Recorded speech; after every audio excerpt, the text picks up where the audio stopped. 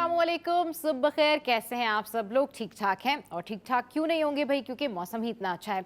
अच्छा जनाब, जब हम सुबह सुबह उठते हैं और दिन का आगाज़ करते हैं तो बहुत सारे लोग जो होते हैं उनका मूड बड़ा ऑफ होता है। कई लोग ये सोच रहे होते हैं कि आज जो है हमें बड़ी सुस्ती फील हो रही है, कई लोग ये सोच रहे होते हैं कि बड़े सारे काम करने हैं, और कई लोग जो हैं वो बहुत ज़्यादा खुश खुश उठते हैं क्योंकि उनको कई ऐसे काम करने होते हैं जिसमें उनका इंटरेस्ट होता है।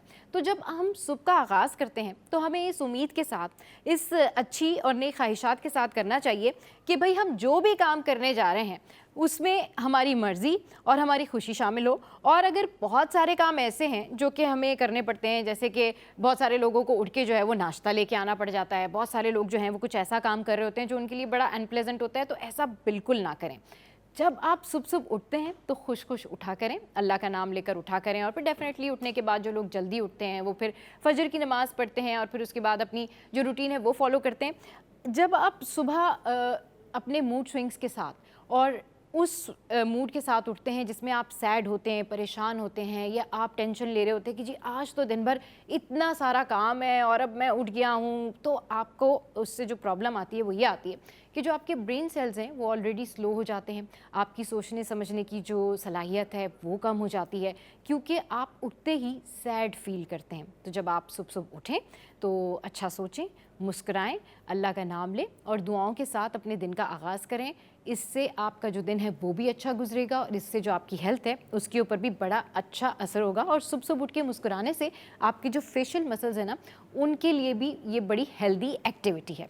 अच्छा जनाब, क्योंकि हम अपने इंट्रो में आपके लिए तमाम तर वो बातें बताते हैं जो आपके लिए बड़ी मुफीद हों, जिनको सुन के आपको बहुत फ़ायदा हो सके, तो अब कुछ ब्यूटी के हवाले से बात कर लेते हैं, क्योंकि ये एक ऐसा टॉपिक है कि सारा साल ही लोगों को कुछ ना कुछ टिप चाहिए होती है। सारा साल ही अपनी ग्रूमिंग के लिए, अपनी लाइफ स्टाइल के लिए कुछ ना कुछ चाहिए होता है कि वो उनके लिए पॉजिटिव हो और सस्ता भी हो, महंगा भी ना हो। अच्छा, अब कुछ बात कर लेते हैं एंटी एजिंग क्रीम्स की।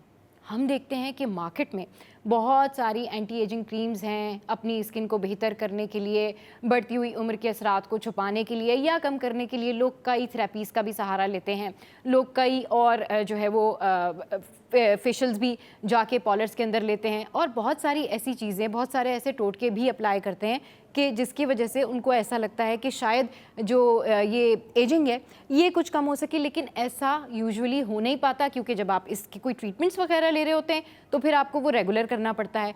इसीलिए हम आज आपको टिप देते हैं कि इन सब चीज़ों से जान छुड़ाइए और अपनी जो लाइफ स्टाइल है उसको नेचुरली हेल्दी कर लीजिए।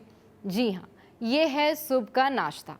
कहते हैं कि सुबह का नाश्ता अगर आप अच्छा कर रहे हों, हेल्दी कर रहे हों, तो उसके जो असरात हैं आपकी स्किन पे और ओवरऑल आपकी डाइट पे बहुत ज़्यादा पड़ते हैं। तो जो लोग सुबह का नाश्ता करते हैं, अच्छी बात यह है कि वो अपनी स्किन के ऊपर काम कर रहे हैं एक्चुअली। तो अब नाश्ते में कौन कौन सी ग़िज़ाएँ लेनी चाहिए और ये नाश्ते में आप कौन सी ऐसी चीज़ें खा सकते हैं जिसकी वजह से आपकी जो स्किन है उसको बहुत ज़्यादा फ़ायदा हो सकता है। आपकी स्किन जो आप जिस वजह से जाते हैं कि जी आप की कोई एजिंग के असरात हैं या फिर झुर्रियाँ हैं या फिर चमक नहीं है, तो ये सब चीज़ें आप अपने नाश्ते से सॉल्व कर सकते हैं। और वो कौन कौन सी ग़िज़ाएँ हैं ये मैं आपको बताती हूँ। ये है जी ग्रेपफ्रूट, जौ का दलिया। अच्छा, जौ का दलिया वैसे वाकई इसमें बड़ी ताकत भी होती है। और एक है अनार का जूस, फिर है जनाब सब्ज़ चाय, अंडा और एवोकाडो। और ये इतनी कोई महंगी चीज़ें नहीं हैं जो आपके नाश्ते में जो है वो यूज़ ना कर सकें। ये तो बड़ी आसान चीज़ें हैं जिनको आप यूज़ करके अपनी स्किन को भी परफेक्ट बना सकते हैं और अपनी जो हेल्थ है उसको भी मेंटेन कर सकते हैं, क्योंकि जौ के दलिए में तो बहुत ज़्यादा ताकत भी होती है और ये आपका बीपी भी बहुत मेंटेन रखता है। और अंडा इट्स अ कॉमन थिंग, हर घर में खाया जाता है, लेकिन यूजुअली ये होता है कि हम अपनी लाइफ स्टाइल उस तरह से कंसिस्टेंसी के साथ मेंटेन नहीं करते। किसी दिन बहुत अच्छा नाश्ता कर लिया, किसी दिन हमने नाश्ता स्किप कर दिया, किसी दिन हमने जो है वो ये किया कि किसी दिन हमने कोई जूस ले लिया। लेकिन मेंटेन करें अपनी जो ब्रेकफास्ट की हैबिट है, मेंटेन करें कि आप अपना जो ब्रेकफास्ट करते हैं उसको अच्छे से करें, क्योंकि डॉक्टर भी ये सजेस्ट करते हैं कि जब आप हेल्दी ब्रेकफास्ट करते हैं तो डेफिनेटली आप की जो एक्टिविटी है, आपके जो सेंसरी ऑर्गन्स हैं वो भी इम्प्रूव होते हैं और आपकी स्किन के ऊपर भी इसका बड़ा गहरा असर होता है। तो सुबह सुबह उठ के मूड अच्छा रखें, मुस्कुराना शुरू करें, हेल्दी नाश्ता करें, देखें आपकी स्किन जो है वो कैसे ग्लो करती है और आप आपकी स्किन के जितने भी प्रॉब्लम्स हैं वो सब के सब सॉल्व हो जाने। अच्छा जनाब,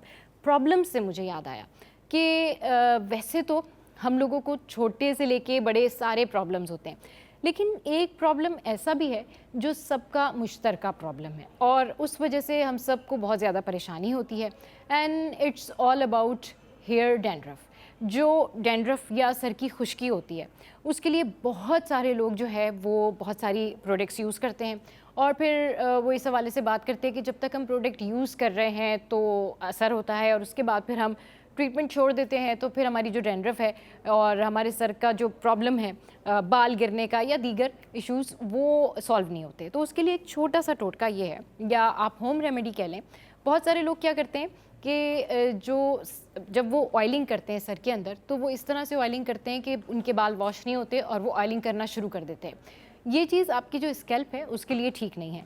तो जब भी आप बालों में ऑयल लगाएं तो पहले अपने बालों को अच्छी तरह वॉश कर लें और उसके बाद फिर ऑयलिंग करें, और उसके बाद जब आप नेक्स्ट वॉश करेंगे तो आप देखेंगे कि आपको बहुत ज़्यादा फ़ायदा होगा, डैंड्रफ से भी फ़ायदा होगा और आपके बालों में जो है वो चमक चमक सी आ जाएगी। तो जनाब, आज कितने सारे जो है वो होम रेमेडी मैंने जो है आपके साथ में शेयर की, और मीनवाइल जो टॉप स्टोरीज़ हैं उसके लिए भी मैं आपसे ज़रूर आज जो है अपने इंट्रो में ही कुछ शेयर करूँगी, और वो ये है कि हमने ये मिसालें बड़ी सुनी हैं कि खून सफ़ेद हो जाते हैं। हमने ये मिसालें बड़ी सुनी हैं कि किसी के साथ कोई हादसा हो गया तो उसमें किसी का अपना ही इन्वॉल्व था। जी हाँ, बिल्कुल, आज एक ऐसी स्टोरी जिस हवाले से हम डिस्कस करेंगे कि एक बच्ची को उसकी नानी ने ही अगवा किया। इस हवाले से हमारे शो में बात करेंगे। इसके अलावा आज हमारे शो में जो है वो बहुत ज़्यादा इंटरेस्टिंग टॉपिक भी मौजूद हैं, और आप हमारे साथ रहिएगा। आप हमें कॉल भी कर सकते हैं और जो भी आपके क्वेश्चंस हो, जो भी आपकी क्यूरीज़ हो, आपके साथ भी कभी कोई ऐसा इंसिडेंट हुआ हो तो आप हमसे शेयर कर सकते हैं। तो शो में यह वक्त हो एक ब्रेक का, कहीं नहीं जाना, आपने हमारे साथ रहना है। Stay with us, keep watching city at 10।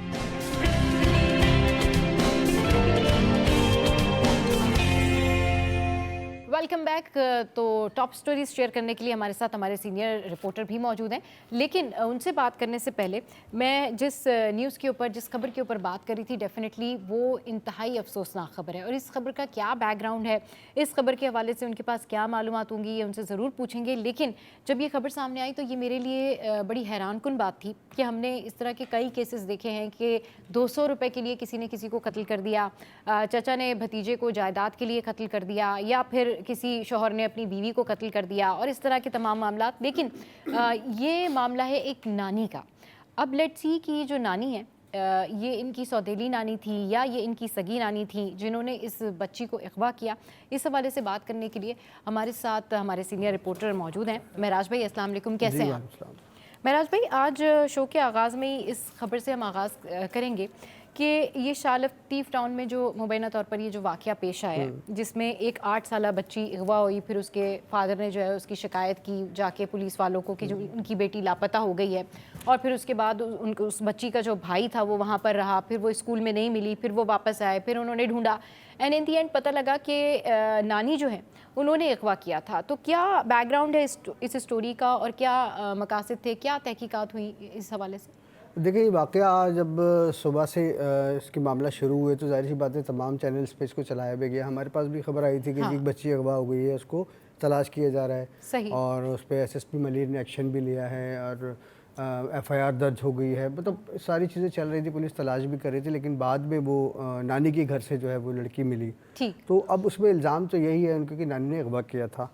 अच्छा, इसमें कुछ सूरत-ए-हाल ये है कि हमारे यहाँ कुछ जो तबके हैं उनमें कुछ ज़ाती रंजिशें और ज़ाती किस्म के जो झगड़े हैं उसमें बहुत सारी चीज़ें होती हैं, आपस में घरेलू नाचाकियाँ, और उससे रिलेटेड फिर वो रिश्तेदार भी आपस में बीच में पड़ जाते हैं। बिल्कुल। तो उसमें ऐसे वाक़यात कभी कभी रोनमा हो जाते हैं, क्योंकि देखें, अगर ये प्योरली अगवा का वाक़या होता, सही, तो अगवा के लिए या तो रैंसम मांगा जाता है, तावान मांगा जाता है। हाँ। ठीक है ना, सिंपल से उसका तो मामला ही है। दूसरा, अगवा के बाद अगर कोई बहुत ही ख़तरनाक किस्म की दुश्मनी होती है तो हमने ये देखा कि मर्डर भी हो जाता है। सही। दो वजूहात होती हैं। हाँ, अगवा की होती है दो वजूहात। हाँ। अच्छा, ये तीसरी किस्म के मामलात हैं। अच्छा। इसमें कुछ ज़ाती इनके ख़ानदानी झगड़े और आपस में घरेलू झगड़े उसमें शामिल हैं। अब इसकी एफआईआर तो ज़ाहिर सी बात है, उस वक्त तो हाइप क्रिएट हुई भी थी, पुलिस ने फौरी तौर पर दर्ज की, अगवा की एफआईआर भी दर्ज कर ली। सही। लेकिन उस बच्ची का फिर नानी के घर से मिल जाना, हाँ। तो इस बात की तो गमाजी कर रहा है कि वो या तो अपनी मर्जी से उसको खामोशी से ले गई थी अपने घर पे, सही। छोटी मासूम बच्ची है वो, तो जाहिर खैर है, हाँ, रिश्तेदार खातून थी, नानी हाँ, थी, तो चली सही, गई उनके चली साथ। गई, हाँ। तो अब इसकी तफ्तीश कर रही है पुलिस कि इसमें मामला असल है क्या। ये वो वाला अगवा नहीं है कि जिसमें आमतौर पे हम देखते हैं कि जी लाई वो अगवा कर लिया या 10 लाख कोई, रुपए हाँ, दे दें, पैसे 5 लाख मांगे, रुपए दे सही, दें, सही, सामान सही, दे दें, सही, ये इस टाइप का नहीं है। तो सही। पुलिस इस हवाले से तफ्तीश कर रही है कि आया वो कौन से महरिकात थे जिसकी बिना पर ये बच्ची जो है इसको स्कूल से इसकी नानी लेके गई, और उसके पीछे की वजूहत क्या है उस पर अभी पुलिस तफ्तीश कर रही है। और तफ्तीश जब तक कंप्लीट नहीं होती तो कुछ भी कहना इसमें कबल वक्त, कुछ भी कहना कबल वक्त है। लेकिन जब भी इस तरह की खबरें सामने आती हैं तो दिल दहल जाता है, क्योंकि ये जो रिश्ते होते हैं ना, चचा, फूफी, नानी, दादी, खालाएं, ये आपके ऐसे रिश्ते होते हैं कि इन पे आप आंखें बंद करके एतबार करते हैं। माँ बाप के बाद अगर आप सबसे ज़्यादा एतबार करते हैं तो जाहिर है आप अपनी दादी पे, अपनी नानी पे, अपने चचा पे, अपनी फूफी पे, अपनी खालाओं पे एतबार करते हैं। और अगर इन रिश्तों में ही धोखाधड़ी शामिल हो जाए, या यही रिश्ते जो है एक दूसरे के खून के प्यासे हो जाएं, या फिर ऐसे ही लोग अपने प्यारों को, अपने खून के रिश्तों को किसी भी वजह से, वो दौलत की वजह हो, वो कोई बदला हो, कोई रंजिश हो, कोई भी वजह हो, और इस हद तक चले जाएं, तो मेरे ख्याल में ये बड़ी सोचने वाली बात है। हमारी जो अवाम की मेंटेलिटी है वो किस तरफ जा रही है महराज भाई। अगर इस तरह के कोई झगड़े होते हैं तो उसके लिए कई फैमिली कोर्ट्स भी हैं। अगर इस तरह के कोई झगड़े होते हैं, जो आपस में झगड़े होते हैं, वो तो घरों में होते हैं, लेकिन कोई झगड़ा, कोई बदला इस हद तक बढ़ जाए कि आप जो है वो यहाँ इस हद तक पहुँच जाए कि किसी को अगवा करें, या फिर आप जो है वो किसी से बदला लें, या फिर आप जो है उसके लिए किसी किस्म की कोई साजिश करें, इसके ऊपर क्या कमेंट करेंगे? अवाम को एजुकेट होना चाहिए इस हवाले से। लेकिन हमारा माशरा जिस तेज़ी से इस वक्त जवाल का शिकार है ना, हाँ। मेरे ख्याल में गलत नहीं है लफ्ज़, हम जवाल की जानिब जा रहे हैं। क्योंकि जिस तरह की अफरा तफरी और हर आदमी ये चाह रहा है कि बस मैं किसी तरह आगे निकल जाऊं और दूसरा पीछे रह जाए, तो रिश्ते भी दूर होते जा रहे हैं। सही, ठीक है ना, एक तो ये मामला है। अच्छा, दूसरा मामला है कि जहाँ पढ़े लिखे लोग होते हैं, कुछ तालीम याफ्ता लोग होते हैं ना, तो फिर वो ये लॉयर्स भी उनको भी इन्वॉल्व करते हैं, कोर्ट तक जाते हैं। मामलात को जो है वो संजीदगी से वो निपटाने की कोशिश करते हैं। लेकिन जी शाह लतीफ़ टाउन का मैं आपको बताऊँ, थोड़ा सा कच्चा इलाका यहाँ पर ज़्यादा है। तो ये जो यहाँ पर रहने वाले, जाहिर सी बात है, वो थोड़ा सा एक तो कम तालीम याफ्ता भी हैं। सही, ये नहीं कहूँगा कि सारी वहाँ पे कम तालीम याफ्ता है, अच्छे लोग भी जो तालीम याफ्ता है वहाँ पर, लेकिन बहुत सारी वहाँ पर जो फैमिलीज हैं वो माइग्रेट करके आई हैं। सही, कराची से बाहर से, कोई खैबर पख्तूनख्वा से ताल्लुक़ रखता है, कोई कबाइल, आज़ाद कबाइल से ताल्लुक़ रखता है, तो बहुत बड़ी तादाद है उनकी जो वहाँ पर रहती है और बरसों से वहीं रह रहे हैं।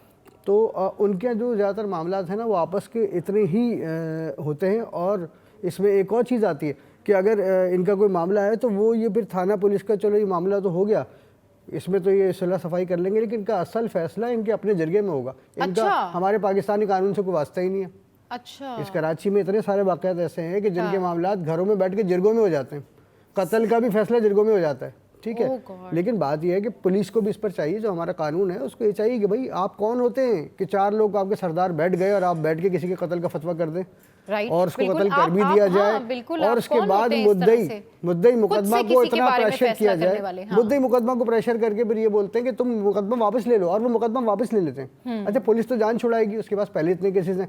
एक बंदा आया, कत्ल की FIR कराई, उनका आपस में फैसला हो गया, उसने बोला ठीक है हमारा फैसला हो गया, हम कोर्ट में बयान देके इस मामले को ख़त्म करना चाहते हैं, तो वो ख़त्म करवा देते हैं उसको। लेकिन सूरत-ए-हाल ये सही नहीं है। आप जब तक आपका अगर जिरगे का मामला है तो आप उसको जिरगे तक महदूद रखते, फिर हमारा कानून कहाँ गया?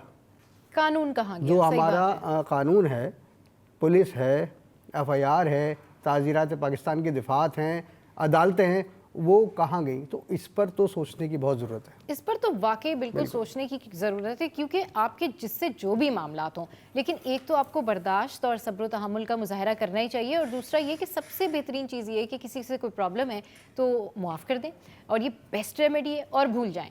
क्योंकि इन दी एंड सबसे बेहतरीन जो जस्टिस करते हैं वो अल्लाह ताला ही करते हैं। अगर आप माफ़ कर देंगे तो उसमें सिले रहमी भी है, आपके लिए भी अच्छा है और अगले के लिए भी अच्छा है। अच्छा जी, नेक्स्ट स्टोरी पे जाते हैं, और खुर्शीद भाई ने हमें ज्वाइन किया है। अस्सलाम वालेकुम, गुड मॉर्निंग, कैसे हैं आप? कैसे हैं? बिल्कुल ठीक ठाक। खुर्शीद भाई देखें, अभी जिस स्टोरी से हमने आगाज़ किया वो एक छोटी बच्ची की स्टोरी थी जिसको उसकी नानी की जानिब से अगवा किया गया। उसका बैकग्राउंड क्या है कुछ कहना अभी कबल वक्त है, लेकिन एक और स्टोरी है जो सामने आई, और ये है NICH की। ये हॉस्पिटल जिसमें तिब्बी अमले की जो है वो कहना चाहिए कि लापरवाही सामने आई, और उसमें उन्होंने ये हुआ कि वहाँ पर जो एक बच्ची थी जिसकी डेथ हो गई थी, वो बच्ची उन्होंने किसी और फैमिली को दे दी, और जिस फैमिली की बच्ची की वहाँ पर छोटी बच्ची की डेथ हुई थी वो लोग अपनी बच्ची को तलाश कर रहे थे। तो यानी तिब्बी अमले की इतनी बड़ी गफलत सामने आई कि जब वो फैमिली वो बच्ची घर पर लेकर आई तो पता चला वो बच्ची उनकी नहीं है। और फिर उसके बाद उस हवाले से जो है वो तहकीकात की गई, फिर वो शोर मचा और वो सारा चीज़ें जो है वो डेवलप हुई। ये वो हॉस्पिटल है जिसके हवाले से सिंध गवर्नमेंट वोकल होके बात करती है, और ये हमारे हॉस्पिटल्स के हालात हैं। मतलब ये हमारे जो तिब्बी अमला कहें या इंतज़ामिया कहें, ये उनका चेक इन बैलेंस है कि आपने किसी और की बच्ची किसी और को दे दी और वो उसको घर ले गए। देखें, ये तो आप इसको गफलत ना कहें, इसको आप एक साजिश का हिस्सा कहें। अच्छा। मैं तो इसको एक साजिश का हिस्सा करार दूंगा, क्योंकि देखें, जब हॉस्पिटल में पेशेंट एडमिट होता है तो उसकी देखभाल की मुकम्मल ज़िम्मेदारी इंतज़ामिया की होती है। वहाँ पर जो तैनात नर्सेज होती हैं उनकी ज़िम्मेदारी होती है, और वहाँ उनके इलाज मालजे की, उनकी देखभाल की, उनको किस टाइम क्या मेडिसिन देनी है, और खुदा न खास्ता अगर कोई किसी का इंतकाल हो जाता है तो उसकी भी जांच पड़ताल के बाद उसको जो मैयत है वो हवाले की जाती है। ऐसा नहीं है कि कोई भी डेथ हो गई और किसी के भी हवाले कर दी जाए, ऐसा बिल्कुल भी कहीं नहीं होता।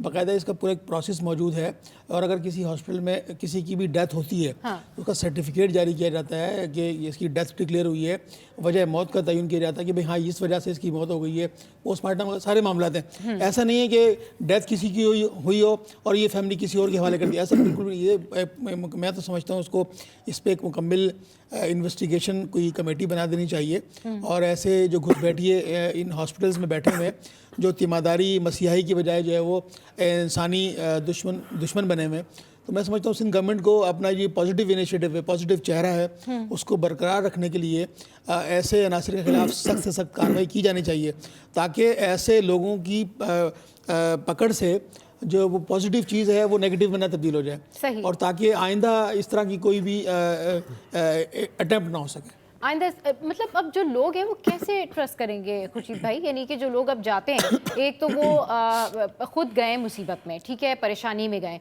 उसके बाद वो ये भी चेक एंड बैलेंस रखे कि जी अमला कोई, मतलब दूसरों की गलती का भी ध्यान रखें हॉस्पिटल में जाके, और अपने हवाले से भी जो है ना वो इकदाम करके जाएं। तो ये हमारे जो मामलात हैं, यानी जो हमारे सेहत के मामलात हैं, ये कब ठीक होंगे? इतना बड़ा हॉस्पिटल है, वहाँ पे हज़ारों लोग जाते हैं। जो हमारे यहाँ सिंध में जो हेल्थ की पोजीशन है वो कुछ हॉस्पिटल्स में बेहतर है और उसको बेहतर करने की कोशिश की गई है, लेकिन हमारे यहाँ जो अताई डॉक्टर्स मुख्तलिफ़ गली महलों में क्लिनिक्स पर वो काम करते हैं, उनके पास सर्टिफिकेट होता है नर्सिंग का। गुज़िश्ता माह भी हमारे यहाँ एक लो स्टाफ काम करते हैं असलम, उनकी भतीजी का इंतकाल हो गया था, उसको भी डॉक्टर्स ने, और जो अताई डॉक्टर था उसने गलत इंजेक्शन लगाया, जिसकी वजह से मेरे ख्याल से वो 1.5 साल की या 2 साल की लड़की बच्ची थी, जिसका जो है वो ऑन स्पॉट ही इंतकाल हो गया, और वो पूरी इसकी जो लेग थी वो नीली हो गई थी, उसी वक्त उसको रिएक्शन हुआ। तो देखिए सिंध हेल्थ केयर कमीशन जो है वो मुझे नहीं समझता कि वो क्या काम कर रहा है सिंध में, कि यहाँ पर हजाम की दुकान है, वहाँ पर जो है वो सैनिटाइज चीज़ें नहीं है, और दीगर जो हमारी जो मेडिकल इक्विपमेंट्स की चीज़ें मिल रही होती हैं वो सैनिटाइज नहीं है।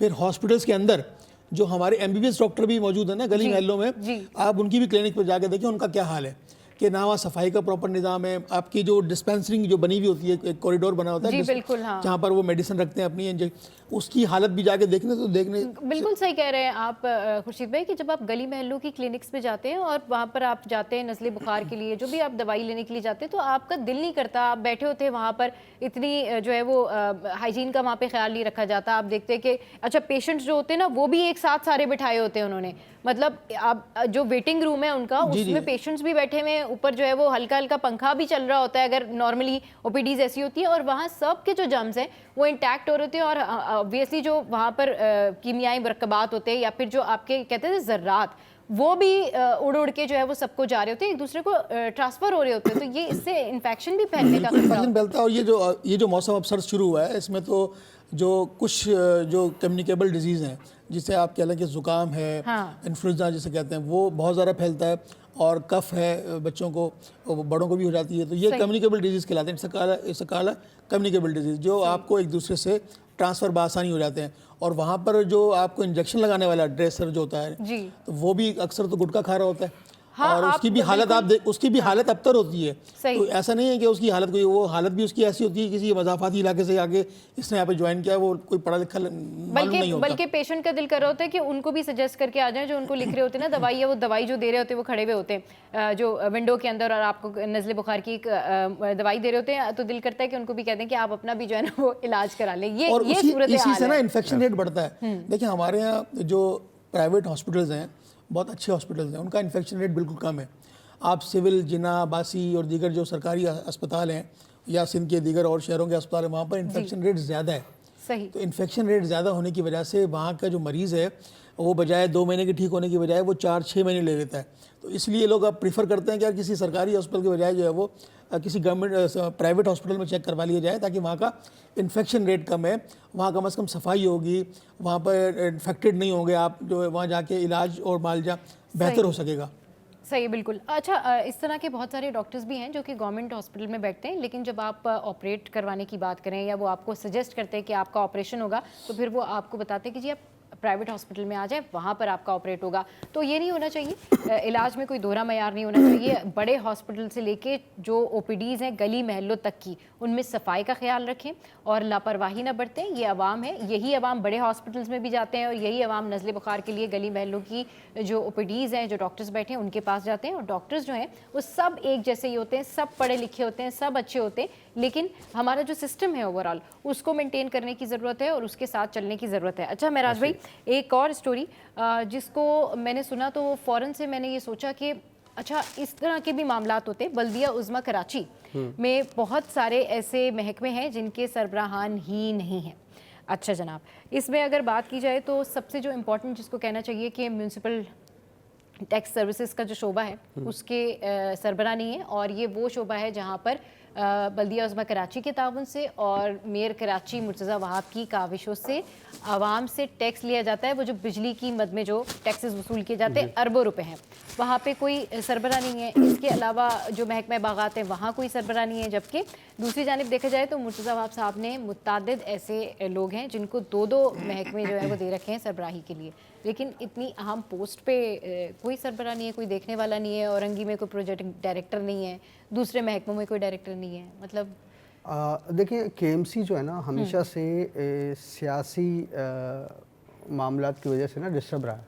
अच्छा, लेकिन वो फिर अवाम को क्यों डिस्टर्ब करते हैं? ठीक है, अच्छा, वजूहात जो भी हो, अवाम तक तो प्रॉब्लम ना जाए ना। अच्छा, अवाम को इससे जाहिर सी बात है फ़र्क तो पड़ रहा है, हाँ। लेकिन ये इंतज़ामी मामलात हैं। अच्छा, ये किसी भी इदारे का सरबराह होना या ना होना ये एक इंतज़ामी मामला है, देखिए नीचे तो पूरा सर्कल चल रहा है, काम चल रहा है। हाँ। अब इसी तरह जब केएमसी के अंडर में आप जो चीज़ें देखेंगे ना, जैसे अब्बासी हॉस्पिटल है और अरे किस हॉस्पिटल का आपने नाम ले दिया, मतलब इस हॉस्पिटल के हवाले से तो हमने कितनी खबर जो है वो ब्रेक की है, छोटे और कितने हॉस्पिटल मसाइल हैं। अच्छा, इसी तरह एक आपका कार्डियो हॉस्पिटल है ब्लॉक 16, बिल्कुल दस्तगीर में। अच्छा, जब आप इन हॉस्पिटल्स पे काम करेंगे और देखेंगे ना, आपको ये पता चलेगा कि इनका बजट जो है नामालूम वजूहात की बिना पर रुका हुआ है। सही। इनको बरसों से उस तरह से बजट मिला ही नहीं कि ये काम कर सकें। वहाँ आप छोटी सी भी कोई चीज़ लेने जाते हैं ना, तो आपको कैनोला तक जो है ना वो आपको बाहर से परचेज़ करना पड़ रहा है। सही। तो ये इंतज़ामी मामलात ये हैं कि ये पोस्टें जो हैं ये मुबैना तौर पर जो है वो या तो सिफारिश से मिलती हैं, जिन पोस्टों की आपने बात की है, ठीक है, या फिर एक बहुत बड़ी तगड़ी रकम देने के बाद मिलती है माजरत के साथ, ठीक है ना। अब सिचुएशन ये है कि केएमसी में और हमारी जो मौजूदा गवर्नमेंट है उसमें मामला यही है, और उन्हीं की जो आपस में सर जंग चल रही है ना, ये उसका नतीजा है कि वहाँ पर लोग पोस्ट नहीं हो पा रहे, और जो पोस्ट होके आएगा वो या तो बिलावल हाउस से आएगा या सीएम हाउस की सिफारिश पे आएगा, वरना आएगा ही नहीं। और हमेशा से हमने ये देखा कि केएमसी में तो यहाँ के जो मुकामी लोग हैं जिनका ताल्लुक एक जमात से रहा भी है, कराची की एमकेएम चले बोल देते हैं। अच्छा। तो उनके लोग हमेशा से लगते रहें और उनके लोग यहाँ पर ज़्यादा रहें इनका, और उसमें जब ये सिचुएशन पैदा होती है कि भाई एक पार्टी हुकूमत में आती है और दूसरी पार्टी थोड़ा सा डाउन हो जाती है, तो उसके बाद ये मसाइल सामने आते हैं।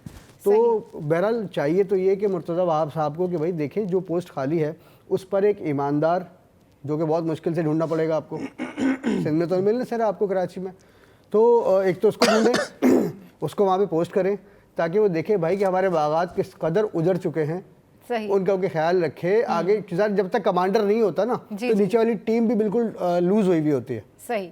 तो कमांडर का होना लाजमी है। हाँ। और मुर्तज़ा आपको चाहिए कि वहाँ पर अपना मन पसंद सही, लेकिन ऐसा बंदा तैनात कर दे बिल्कुल जो काम करने तैनातियां वाला तो हो करे बस। ताकि वहां पर काम हो सके, हाँ, क्योंकि वर्किंग हो सके। हाँ काम हो सके, क्योंकि पहले ही अवाम जो है इतने ज्यादा परेशान है और फिर हमारे महकमे जो है उसमें सरबराही नहीं है। तो you know this is big thing. Show में यहाँ वक्त हो एक ब्रेक का, जब वापस आएंगे तो आपके साथ में गैलप सर्वे शेयर करेंगे जिसमें तकरीबन 51% जो शहरी हैं हमारे, उन्होंने उधार पे सौदे लिए हुए हैं। वापस आएंगे, इस पे बात करेंगे। स्टे विद अस।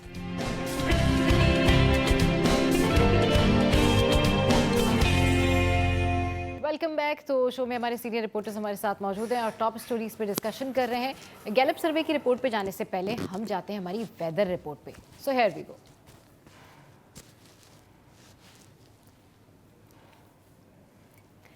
अच्छा जनाब, ठंड तो बढ़ गई है शहर कायद में, लेकिन आज 11 बजे 20 सेंटीग्रेड रहेगा, फिर 12 बजे 22 सेंटीग्रेड रहेगा और फिर 1 बजे 23 और फिर 2 बजे 25 सेंटीग्रेड रहेगा। तो आज के दिन जो है मौसम कुछ इस तरह से रहेगा। लेकिन अब गैलप सर्वे की जो रिपोर्ट है उस पर डिस्कशन करने के लिए सीनियर रिपोर्टर्स हमारे साथ मौजूद हैं। और महराज भाई, जब मैं ब्रेक से पहले इसका जिक्र कर रही थी तो मुस्कुरा भी रहे थे और हैरान भी हो रहे थे, और इन्होंने एक जो सर्टन वर्ड होता है वो भी यूज़ किया था। जी पहले आप बताइए, आप क्या कहना चाहेंगे इस रिपोर्ट के हवाले से? देखिए, ये रिपोर्ट बिल्कुल ठीक है।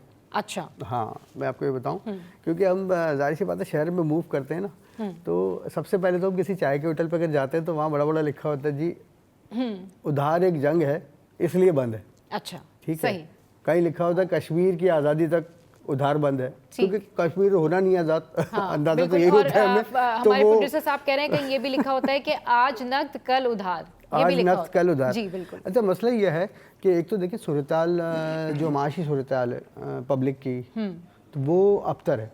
क्यों? क्योंकि जितनी उनकी आमदनी है ना, उनके अखराजात उससे ऊपर जा चुके हैं। और उसकी रीज़न ये है कि महंगाई हुई, तनख्वाहें वहीं की वहीं रहीं।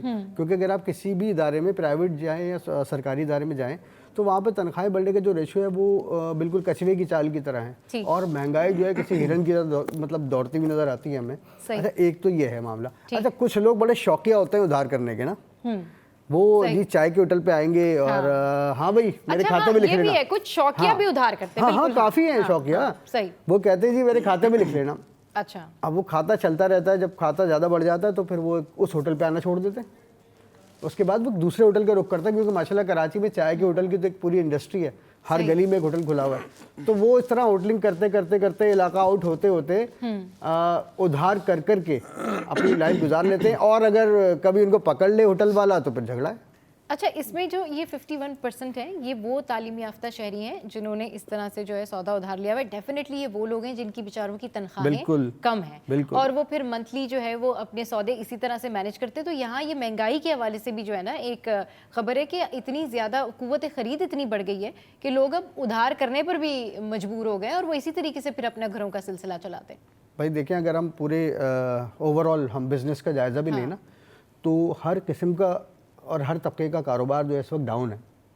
ठीक है ना, वो लोग भी परेशान हैं जो कारोबार करने वाले हैं, क्योंकि लोगों में क़ुव्वत ख़रीद बहुत कम हो चुकी है। हाँ। ठीक है, छोटा कारोबारी तबका ख़त्म होता जा रहा है। उसका रीज़न ये है कि आधा तो उसका उधार गया हुआ है। सही। और उधार की कोई रिकवरी नहीं हो पा रही, क्योंकि जिसने उधार लिया हुआ है उसकी पोजीशन ही नहीं बन रही देने की। वो कहाँ से रिटर्न करेगा? सही। महंगाई ने भी मारा, कम तनख्वाहों का मामला, बहुत सारी चीज़ें इसमें इन्वॉल्व हैं। और ये जो गैलप सर्वे है इसमें मैंने जो बताया है, वाकई इसमें तो बहुत से बेचारे लोग ऐसे होंगे जो अपने राशन तक उधार लेने पर मजबूर हैं। बिल्कुल, लेकिन इनमें वो भी लोग शामिल हो जाते हैं। खुर्शीद भाई, आप भी इस न्यूज़ के ऊपर ज़रूर अपना तजिया दीजिए। इनमें वो भी लोग शामिल हो जाते हैं, जैसे महराज भाई ने बात की ना कि कुछ शौकिया भी उधार करते हैं और फिर वो भूल जाते हैं। मतलब कुछ लोगों की मेंटेलिटी भी इस तरह से होती है कि अगर उन्होंने कहीं खाना खाया, कहीं चाय पी या कुछ किया, और अगर वो फ्रीक्वेंट जाते हैं वहाँ पे, तो वो उधार कर लेते हैं। देखें, जहाँ तक बात उधार की आई तो ये मुल्क की उधार पर चल रहा है। अच्छा जी, चलिए। IMF से मुस्तकिल कर्ज ले रहे हैं और अपने अल्ले तल्ले कम नहीं कर रहे। और गैलप सर्वे ने ये नहीं लिखा कि पाकिस्तान IMF का कितना कर्जदार है, ठीक, मकरूज़ है। सही। और कर्ज़ लेके हम जो है वो शाहाना खर्चे करते हैं, अपनी जो काबीना है उसको कम नहीं करते, और कम तो किया ही नहीं बल्कि उनकी जो इंसेंटिव है वो बढ़ाए जाते हैं। एक सेनेट, अगर आप ज़िंदगी में सेनेटर बन जाएं तो आपको जॉब की ज़रूरत नहीं है। आप जो है वो मुस्तकिल आपको मुस्तफ़ीद होती रहेंगी आप सरकारी ख़जाने से। अच्छा, ठीक है। और अगर आप MNA बन जाएं तो आपको बहुत सारी मामलात के अंदर जो है वो सहूलियात मिल जाएंगी, टिकट्स में आपको मामलात में अच्छे मिल जाएंगे, रियायत मिल जाएगी। तो बात यह है कि सरकारी तौर पर इस चीज़ को इंश्योर नहीं करवाया जाता कि हम अपने अखराजात कम कर देंगे। आवाम से हमेशा की तरह ये रिक्वेस्ट की जाती है कि मुल्क इस वक्त जो है वो बड़ी संगीन सूरत से गुजर रहा है, आवाम नाजुक दौर से गुजर रहा है। देखें 1975 की भी आप अखबार उठा के देखें ना, तो उस वक्त भी जो शेयर सुर्खियाँ थी अखबारात की, तो यही था कि मुल्क बड़ी नाजुक सूरत से गुजर रहा है और आवाम को कुर्बानी देनी होगी। हमारे हालात कब ठीक होते हैं? देखिए आवाम को कुर्बानी देते हैं, याद हो कोई बैक मेमोरी में कुछ कि कब आवाम कुर्बानी देते हैं और देते हैं, हाँ वो जंगी सूरत हाल हो, चाहे वो मुल्क की मईशत को सहारा देने की सूरत हाल हो। इस मुल्क के अवाम, इस मुल्क के ताजर हमेशा से फेडरल गवर्नमेंट को सपोर्ट करते आए हैं, लेकिन फेडरल गवर्नमेंट आवाम को सपोर्ट नहीं कर रही। ठीक, आप देखें जो सब्सिडी आप बेनज़ीर इनकम सपोर्ट प्रोग्राम के तहत दे रहे लोगों को, आपने भिखारी बना दिया। आप ये सब्सिडाइज जो है वो लोगों को यूटिलिटीज़ पे क्यों नहीं देते? सही, ठीक है, IMF से मुस्तकिल कर्ज लिए चले जा रहे हैं और फिर आगे बड़ी बड़ी प्रेस कॉन्फ्रेंस करते हैं कि हम IMF से हमारा जो इस बार जो हम कर्ज लेने गए थे कामयाब लौटे हैं। अच्छा, और इस पे फ़ख्र महसूस करते हैं। देखिए इस पे हमारे वजीर ख़जाना फ़ख्र महसूस करते हैं और कहा कि गुज़िश्ता 3 रोज़ कबल प्राइम मिनिस्टर साहब ने कि 7% महंगाई कम हो गई है। बंस रोड पर आकर देखें, आलू 140 रुपये किलो मिल रहे हैं, बिल्कुल, और टमाटर 200 रोजाना अपडेट करते हैं, टमाटर 180 रुपये किलो मिल रहे हैं, सरकारी रेट लिस्ट में 120 रुपये किलो है। तो हाँ, महंगाई कम नहीं हुई है और महंगाई कम हो भी जाती है तो, लेकिन आपका जो अकाउंटेबिलिटी का सिस्टम है, जो चेक एंड बैलेंस का निज़ाम है, आपके मकामी कमिश्नर्स का, डिप्टी कमिश्नर्स का, फिर उसके अलावा आपके प्राइस कंट्रोल जो डिपार्टमेंट्स बने हुए हैं मकामी सतह पे, वो अपना काम ठीक तरह से नहीं कर पा रहे। इसकी वजह से आवाम मुस्तकिल जो है इस महंगाई की चक्की में पिस रहे हैं। ठीक है, अगर आप कोई चीज़ सस्ती भी करते हैं, लेकिन आवाम को वो सस्ती चीज़ें मिलती नहीं है। आवाम को सस्ती चीज़ें मिलती नहीं है, बिल्कुल ठीक कह रहे हैं। आवाम के लिए मुश्किलात हैं। जनाब माल का हाल जानते हैं कि आज जो है करेंसी रेट क्या है। अच्छा जनाब, ये है ऑस्ट्रेलियन डॉलर 179, इसके बाद जो है ये कैनेडियन डॉलर 199, उसके बाद यूरो जो है वो 298 और फिर उसके बाद कुवैती दिनार है 905। तो ये जनाब है करेंसी रेट्स। अच्छा, यूके पाउंड आ गए 354, सऊदी रियाल 74 और फिर उसके बाद स्विस फ्रैंक हो गए 315 और US डॉलर हो गए 279। तो ये है आज का करेंसी रेट। अच्छा जनाब, जी क्या कह रहे हैं? 277। हाँ, तो 277। अच्छा जनाब, तो हमारे रिपोर्टर्स जिस तरीके से बैठे हुए हैं और हम बात कर रहे हैं, एक और ख़बर महराज भाई, सिंध हुकूमत ने अब जो सेफ सिटी मंसूबे हैं, जो प्रोजेक्ट्स हैं, उसके लिए वो काफ़ी इनिशिएटिव ले रहे हैं, काफ़ी मुतारिक हैं। वज़ीर दाखिला ने दौरा भी किया, वो जो एविएशन जो हेडक्वार्टर है वहाँ पर गए, वहाँ पर उनको ब्रीफिंग भी दी गई, बताया भी गया कि जो न्यू इक्विपमेंट्स हैं वो इस तरीके से काम करते हैं और पुलिस के हवाले से जो इन्हेंसमेंट की जा सकती है इक्विपमेंट्स के लिहाज से, शहर के लिहाज से, वो ये तमाम तर इकदाम हैं। और उन्होंने इस अज़्म का भी इज़हार किया कि आगे मुश्तरका और कंबाइन कोशिशें भी की जाएंगी। तो इस कोशिश को, इस इनिशिएटिव को आप कैसे देख रहे हैं?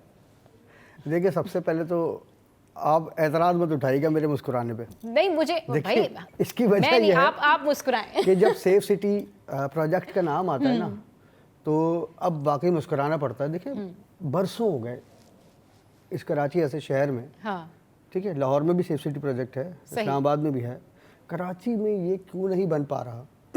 इसके बहुत सारे अवामिल होते रहे। अभी अब कराची में वो डेवलपमेंट कर रहे हैं, वो गए, अभी उन्होंने दौरे किए हैं। अभी इनफैक्ट कराची नहीं, सक्खर, लाड़काना, दीगर शहरों के लिए भी इसको तो हम ये कह सकते हैं ना कि जी क्या की बहुत देर की मेहरबान आते आते। सही, लेकिन बात यह कि सेफ सिटी प्रोजेक्ट है, एक बहुत अच्छा प्रोजेक्ट है। अच्छा, इस प्रोजेक्ट से फ़ायदा आवाम को मिलना है और हुकूमत को भी मिलना है। ठीक है ना भाई, क्राइम पे आपका कंट्रोल हो जाएगा।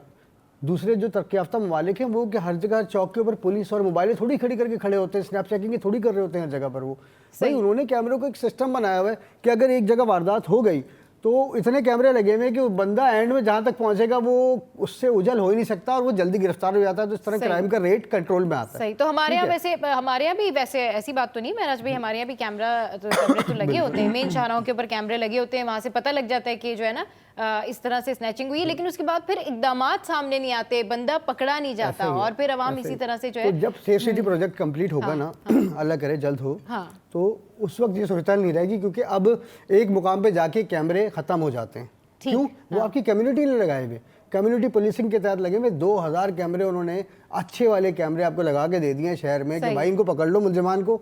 अब उनकी फुटेजेस हम और दूसरे चैनल चला रहे होते हैं ना, मतलब इन शॉर्ट आप ये कहना चाह रहे हैं कि ज्यादा से ज्यादा कैमरेज जो है बिल्कुल ना वो सेफ होने सिटी चाहिए। प्रोजेक्ट का सबसे बड़ा हिस्सा यही है कि ज्यादा से ज्यादा कैमरे लगे हों, ताकि एक बंदा अगर शारे फैसल पे मेट्रोपोल पे कोई वारदात करता है तो एयरपोर्ट तक वो उनकी नजर में रहे कि ये कहाँ गया आखिर में, और वो पकड़ा जाएगा। और वो पकड़ा जाएगा। ठीक है जी, बहुत शुक्रिया, हमारे सीनियर रिपोर्टर्स इस वक्त हमारे साथ मौजूद थे। तो भाव ताव जान लेते हैं कि आज जो है वो क्या रेट्स हैं सब्जियों के। So here we go. अच्छा जी, ये है टमाटर 115, उसके बाद आलू 81 रुपये, और उसके बाद 633 रुपये लहसुन, और फिर 380 रुपये अदरक है। गाजर है 58, और तुरई है 46 रुपये। इसके बाद आ गई लौकी, ये है 46 रुपये। उसके बाद आ गई फूल गोभी, ये भी 46 रुपये है। और फिर जो है खीरा, ये 35 रुपये है। और उसके बाद है भिंडी 173 रुपये, और प्याज है 150 रुपये। तो ये थे जी सब्जियों के रेट्स जो कि हमने आपके साथ में शेयर किए। एंड आई होप कि जब आप आज जाएंगे सौदा लेने के लिए, तो वैसे तो आपने बताना नहीं है उनको कि कमिश्नर कराची के क्या रेट्स है, क्योंकि उन्होंने आपकी माननी ही नहीं है, लेकिन फिर भी हमने आपको इसलिए बताया ताकि आपको पता चल सके कि आज जब आप सब्ज़ी खरीदने जा रहे हैं तो कितनी महंगी आपने सब्ज़ी ली। तो ब्रेक पे जा रहे हैं, और ब्रेक के बाद जब हम वापस आएंगे तो इंतहाई अहम टॉपिक आपके साथ में शेयर करेंगे। बहुत दिलचस्प टॉपिक है, आपने कहीं नहीं जाना, हमारे साथ रहना है। सो स्टे विद अस।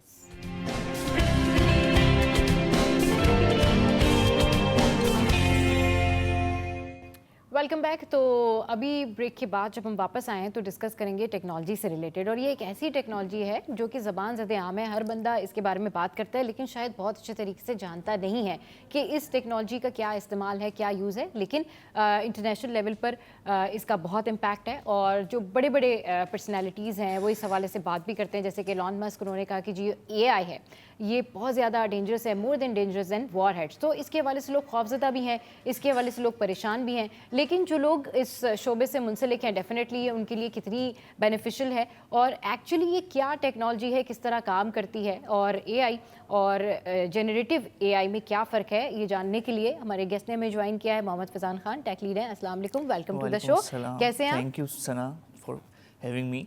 अल्हम्दुलिल्लाह, I am good, how are you? I am fine. अच्छा, ये बताएं कि ये जो AI टेक्नोलॉजी है, सबसे पहले तो आप इसका डिफरेंस बताएं कि AI और जनरेटिव AI में क्या फ़र्क है। AI is basically one of those buzzword you hear everywhere. अच्छा। Like it's basically a principle of machine ji ji, to take intelligent decisions. सही। like जैसे आप जो हैं जो ह्यूमन इंटेलिजेंटली करता है डिसीजन, इसी तरह जनरेटिव AI इटसेल्फ करती है। सही। ठीक है, द प्रोग्रामेटिकली। ठीक है, so it's basically a program, a branch of computer science that is incorporated to transform human intelligence into machine. अच्छा फैज़ान, ये बताएं कि ये लोग जो इसके बारे में बात करते हैं कि भाई ये बहुत डेंजरस जो है वो टेक्नोलॉजी है, और AI आ गया तो बहुत सारे लोग जो हैं वो बेरोज़गार हो जाएंगे, ये सारा कुछ है। अब ऑब्वियसली ये इम्प्लीमेंटेड है, लोग यूज़ कर रहे हैं सारा कुछ। इसके हवाले से बताएं कि ऐसा क्या है इसके अंदर, और जो लोग इसके बारे में अभी तक भी बहुत कुछ नहीं जानते, उन लोगों के लिए इन्फॉर्मेशन बताइए। देखिए, AI जो है ना वो डेंजरस नहीं है बिल्कुल भी। ठीक है, AI is basically a technology that takes intelligent decisions, predictive analysis, ठीक है, solve problems, critical problems, ठीक है, and it creates impressive outputs. अच्छा। Yeah, it's not dangerous. Basically, if we do not use it, तो that will be dangerous for us. अच्छा। तो जो भी यूज़र हैं इसके, हाँ। जो डेली लाइफ में जो यूज़ यूज़र कर रहे है, हैं, बेसिकली जो incorporate कर यूज़र रहे हैं हैं, उनके लिए किस तरह फ़ायदा देती है वो, इससे तमाम तर काम जो है वो क्या सरंजाम देते हैं। जैसे कि बहुत सारे लोग हैं वो राइटिंग है, स्क्रिप्ट राइटिंग है, या दीगर चीज़ें हैं, वो बहुत ज़्यादा वहाँ से मदद लेते हैं। तो आपको क्या लगता है कि इसकी जो की पॉइंट्स हैं ये किस वजह से जो है हाईलाइटेड है, क्यों ये इतनी फेमस है? Actually, it has revolutionized the IT industry first of all and the whole world. ठीक है, इसने रीशेप कर दिया है बिल्कुल। प्रोडक्ट्स का टाइम टू मार्केट जो है वो बहुत इंक्रीज़ हो गया। जो प्रोडक्ट्स मंथ में डेवलप होती थी या प्रोजेक्ट्स मंथ्स में डेवलप होते थे, वो within a few weeks develop हो रहे हैं। ठीक है, it has reduced up to 30% cost. ठीक है, आपकी कोडिंग जो है वो बहुत फास्ट हो गई है, सही। ठीक है, आपकी quality assurance testing each and everything बहुत फास्ट हो गई थ्रू जनरेटिव एआई। सही। तो if we incorporate this in our daily life being a professional, तो इससे आप जो हैं वो बहुत हद तक हेल्प ले सकते हैं और वही पोटेंशियल टाइम आप कहीं और स्पेंड कर सकते हैं किसी और टास्क में। ठीक है, अब एक घर में बैठी हुई खातून है या घर में बैठा हुआ कोई भी ऐसा शख्स है जो कि चाहता है कि मैं इसका यूज़ करूं, इस टेक्नोलॉजी का, उसको आप क्या सजेस्ट करेंगे? वो किस तरीके से इसके ऊपर काम कर सकता है? इसी तरह स्टूडेंट और इसी तरह फिर वर्क प्लेस पे जो लोग मौजूद हैं। ओके, स्टूडेंट्स जो है वो अपनी डेली लाइफ में इसको यूज़ कर सकते हैं for research purpose, for content generation, for R&D। Like अगर उन्होंने किसी टॉपिक पर रिसर्च करनी है तो it could generate very impressive data as an output. और for example if we talk about any product, तो प्रोडक्ट रिलेटेड आप रिसर्च कर सकते हैं डेली लाइफ में। अब आप जो हैं वो डेली बेसिस पे बीइंग एन एंकर, तो आप डेली बेसिस पे जो है मीडिया रिलेटेड कंटेंट जनरेट करवा सकती हैं। फॉर एग्जांपल स्क्रिप्टिंग, ठीक है, आप अपनी डेली बेसिस पे स्क्रिप्ट जनरेट करवा सकती हैं। अच्छा। या तो it has a variety of content, right. मतलब जो आपका पैशन है या जिस फील्ड में आप काम करना चाहते हैं उस फील्ड में आप इसको यूज़ कर सकते हैं। बिल्कुल। अच्छा, हम देखते हैं कि सोशल मीडिया पर बहुत सारे ऐसे वीडियोस आते हैं, सोशल मीडिया पर बहुत सारे ऐसे पिक्चर्स आते हैं जिसमें एक्चुअल में जो शख्स है वो मौजूद नहीं होता लेकिन उसकी इमेज लगाई होती है या सारा कुछ किया होता है। ये क्या कंटेंट है, इसके हवाले से बताइएगा कि ये किस तरीके से एक्टिव होता है? क्या ये हर किसी को, हर कोई ये कर सकता है किसी के लिए भी, या फिर इसकी क्या रूल्स हैं, क्या कंडीशंस हैं, या क्या है? एक्चुअली ये एक जनरेटिव एआई के थ्रू जो है ना जनरेट किया जाता है। ठीक। Generative AI is basically a subset of artificial intelligence. Right. It generates output based on the natural language processing. जी। राइट, आप उसको नेचुरल लैंग्वेज में प्रॉम्प्ट देते हैं, ठीक है। For example please do a task for me, सही। तो वो it will provide you the output. For example if आप कहेंगे कि भाई मेरे लिए आप write a letter for me, ठीक है, तो वो आपके लिए एक राइट अ लेटर कर देगा, ठीक है। But you need to provide more structure prompt, like आपको उसमें अपना कॉन्टेक्स्ट प्रोवाइड करना है, ठीक है, अपनी रिक्वायरमेंट्स प्रोवाइड करनी है। That's how it will give you the exact output, ठीक है। जितना एफिशिएंट आपका प्रॉम्प्ट होगा उतना ही एफिशिएंट आपका आउटपुट होगा। सही। तो हम इसको डेली बेसिस में डिफरेंट एप्लीकेशन है, लाइक आप म्यूज़िक कंपोजिशन के लिए यूज़ कर सकते हैं। If you are a poet तो आप पोइट्री के लिए यूज़ कर सकते हैं। More interestingly if you are a music भी राइटर, क्रिएट कर सकते हैं। Exactly, if you are a writer तो आप जो है वो फॉर एग्जांपल इसको डिफरेंट राइटिंग स्टाइल्स में अपना कंटेंट जनरेट करवा सकते हैं। सही। Okay, for example, if you want to create a content, for example, if you want to create a content in style of Shakespeare, तो आपको ये शेक्सपियर के स्टाइल में कंटेंट जनरेट करके दे देगा। अरे वाह, क्या बात है। Okay. जबरदस्त। अल्लामा इकबाल के स्टाइल में कंटेंट जनरेट करके दे देगा, ठीक है। अच्छा, ठीक है। तो अच्छा, जहाँ इसके इतने फ़ायदे हैं वहाँ इसके कुछ नुकसानात हाँ, भी हैं, ठीक है। उसके ऊपर मैं ज़रूर बात इसके जो करना नुकसानात हैं वो ये है कि इसका जो कंटेंट होता है वो काफ़ी रोबोटिक होता है, ठीक है। रोबोटिक की स्टाइल की इंग्लिश होती है जी। और फ्रॉम एजुकेशनल स्टैंड पॉइंट बहुत सारे सिस्टम इसको डिटेक्ट कर लेते हैं। If you are generating content for research purposes, सही। तो for helping and it is a good, ठीक है। आप उसकी हेल्प ले लें, आप उससे मेजर पॉइंटर्स जनरेट करवा लें, ठीक है। हाँ। लेकिन फॉर द सबमिशन और फॉर द असेसमेंट पर्पस ये रिकग्नाइज हो जाता है, ठीक है। और इसमें प्लेजरिज्म बहुत हाई है। But hopefully with the passage of time ये भी इसमें इम्प्रूवड हो जाएगा, because it is working based on the different principles या subset of other artificial intelligence like machine learning, deep learning. So it could have better result in future, near future. चलें जी, बहुत शुक्रिया फिज़ान, आप हमारे शो पर आए और Thank you very much हमारे for जो having व्यूवर्स me. हैं उन्हें गाइड किया और उन्हें बताया कि डिफरेंस क्या है एआई में और जनरेटिव एआई में। आई होप कि आपके लिए ये सेशन बड़ा हेल्पफुल रहा होगा। शो में या वक्त तो एक ब्रेक का, ब्रेक के बाद जब वापस आएंगे तो कुछ बात करेंगे रिश्तों की और शादियों की। तो आपने कहीं नहीं जाना, हमारे साथ रहना है। Stay with us, keep watching city at 10।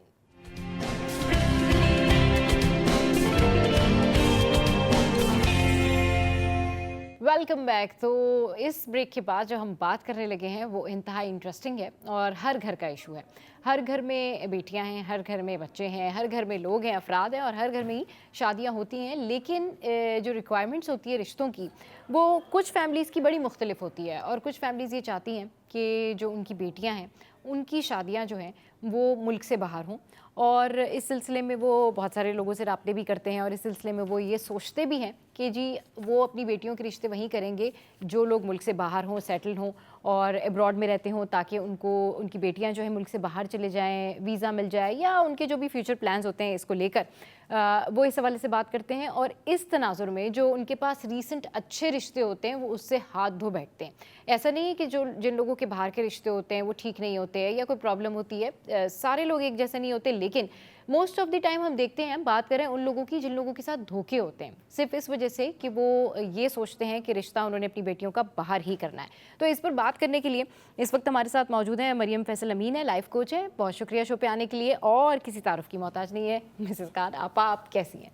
बिल्कुल ठीक हूँ, अब तो अल्लाह का शुक्र। ठीक है। अच्छा, सबसे पहले मरियम आपसे ही जो है वो स्टार्ट करते हैं। ये बताएं कि आपने मेरे जो इंट्रो है उसमें सुन लिया होगा कि हम किस इशू के ऊपर बात करने लगे हैं, तो आप इसके ऊपर क्या कमेंट करेंगी कि ऐसे बहुत सारे लोग होते हैं जो कि रिश्तों के हुसूल के लिए बड़ा परेशान होते हैं, लेकिन उनकी रिक्वायरमेंट्स जो होती हैं वो सिर्फ यही होती है कि जी हमें बाहर का रिश्ता चाहिए। इस पे क्या कहना चाहेंगी आप? बहुत ही इम्पॉर्टेंट और बहुत ट्रिकी सवाल है। असल में वो जो बात है ना कि हर चीज़ हमें अच्छी नज़र आती है दूर की, वो गलत है। बाज़ दफ़ा हम ये नहीं सोचते कि उसके क्या कॉम्प्लिकेशंस हो सकते हैं। सही। बाहर का रिश्ता हम ये सोचते हैं कि जी वहाँ अमेरिका में करा लेंगे, कनाडा में डॉलर में मिलेंगे, पाउंड्स में मिलेंगे, बेटी राज करेगी, और हमें ये भी नहीं पता होता कि वहाँ पे क्या सिचुएशन है। सही। जो इन्फॉर्मेशन मिल रही है वो भी सही है कि नहीं। और जैसे आपने कहा कि यहाँ अच्छे रिश्ते जो हैं वो रह जाते हैं क्योंकि बाहर के पेरेंट्स की होती है कि बच्चे बाहर ही चले जाएं। आई ऑल्सो समटाइम्स थिंक कि ये किस बिना पे पेरेंट्स ये सोचते हैं कि जी हमें बच्चों को बाहर ही भेजना है और बाहर ही सेटल होना है। आया they want them to get a green card, या वो चाहते हैं। लेकिन आजकल की पेरेंटिंग कुछ ऐसी भी है कि वो कहते हैं कि कोई बात नहीं, चले जाओ, नहीं बनेगा तो वापस आ जाना, दूसरा कोई रिश्ता करा देंगे। ये भी वजूहातें होती हैं। लेकिन इसमें बहुत गौर व फिक्र की करने की ज़रूरत है कि are we doing the right decision, are we taking the right decision हमारे बच्चों के लिए। क्या ये उनके हक़ में बेहतर होगा कि वो बाहर ही जाएँ? ये आप सोच रहे हैं क्या बच्चा, लड़का या लड़की तैयार है इस बड़े चेंज के लिए? Because it's a big change. Cultural change होता है, लैंग्वेज चेंज होता है, सेटलमेंट। हम यहाँ पाकिस्तान में रहते हैं तो हमारे पास नौकर चाकर बहुत ऐश आराम होता है। जब हम बाहर जाते हैं तो हर चीज़ खुद करनी पड़ती है। बाज़ दफ़ा बच्चा जाता है तो उसको सेटल होने में टाइम लगता है। तो इसमें बहुत सारे वजूहात हैं जो पेरेंट्स नहीं देख रहे होते हैं, तो विच एक्चुअली फायर्स बैक। सही। At times. ठीक। मिसेस खान, आप इस पे क्या कमेंट करना चाहेंगी? आपके पास तो बहुत सारे ऐसे लोग आते ही होंगे जो कि सिर्फ एक ही कंडीशन पे आते होंगे कि भाई हमें सिर्फ रिश्ता बाहर का ही चाहिए। अब यहाँ पे मैं ये कहूँगी कि जो हाईली प्रोफेशनल गर्ल्स हैं लाइक डॉक्टर्स, अगर वो प्लैप करती हैं, ये USMLE वगैरह करती हैं, तो वहाँ पे सबसे हाईली पेड जो है वो डॉक्टर्स की है, फिर एजुकेशनिस्ट हैं। तो ये लोग बहुत अच्छी सैलरी उधर उनको मिलती है। डॉक्टर्स की तो समझे कि हाईएस्ट पे स्केल है। यहाँ पे जब पीनट्स कमाते हैं वो वहाँ पे अच्छे खासे डॉलर्स कमाते हैं, पाउंड्स कमाते हैं।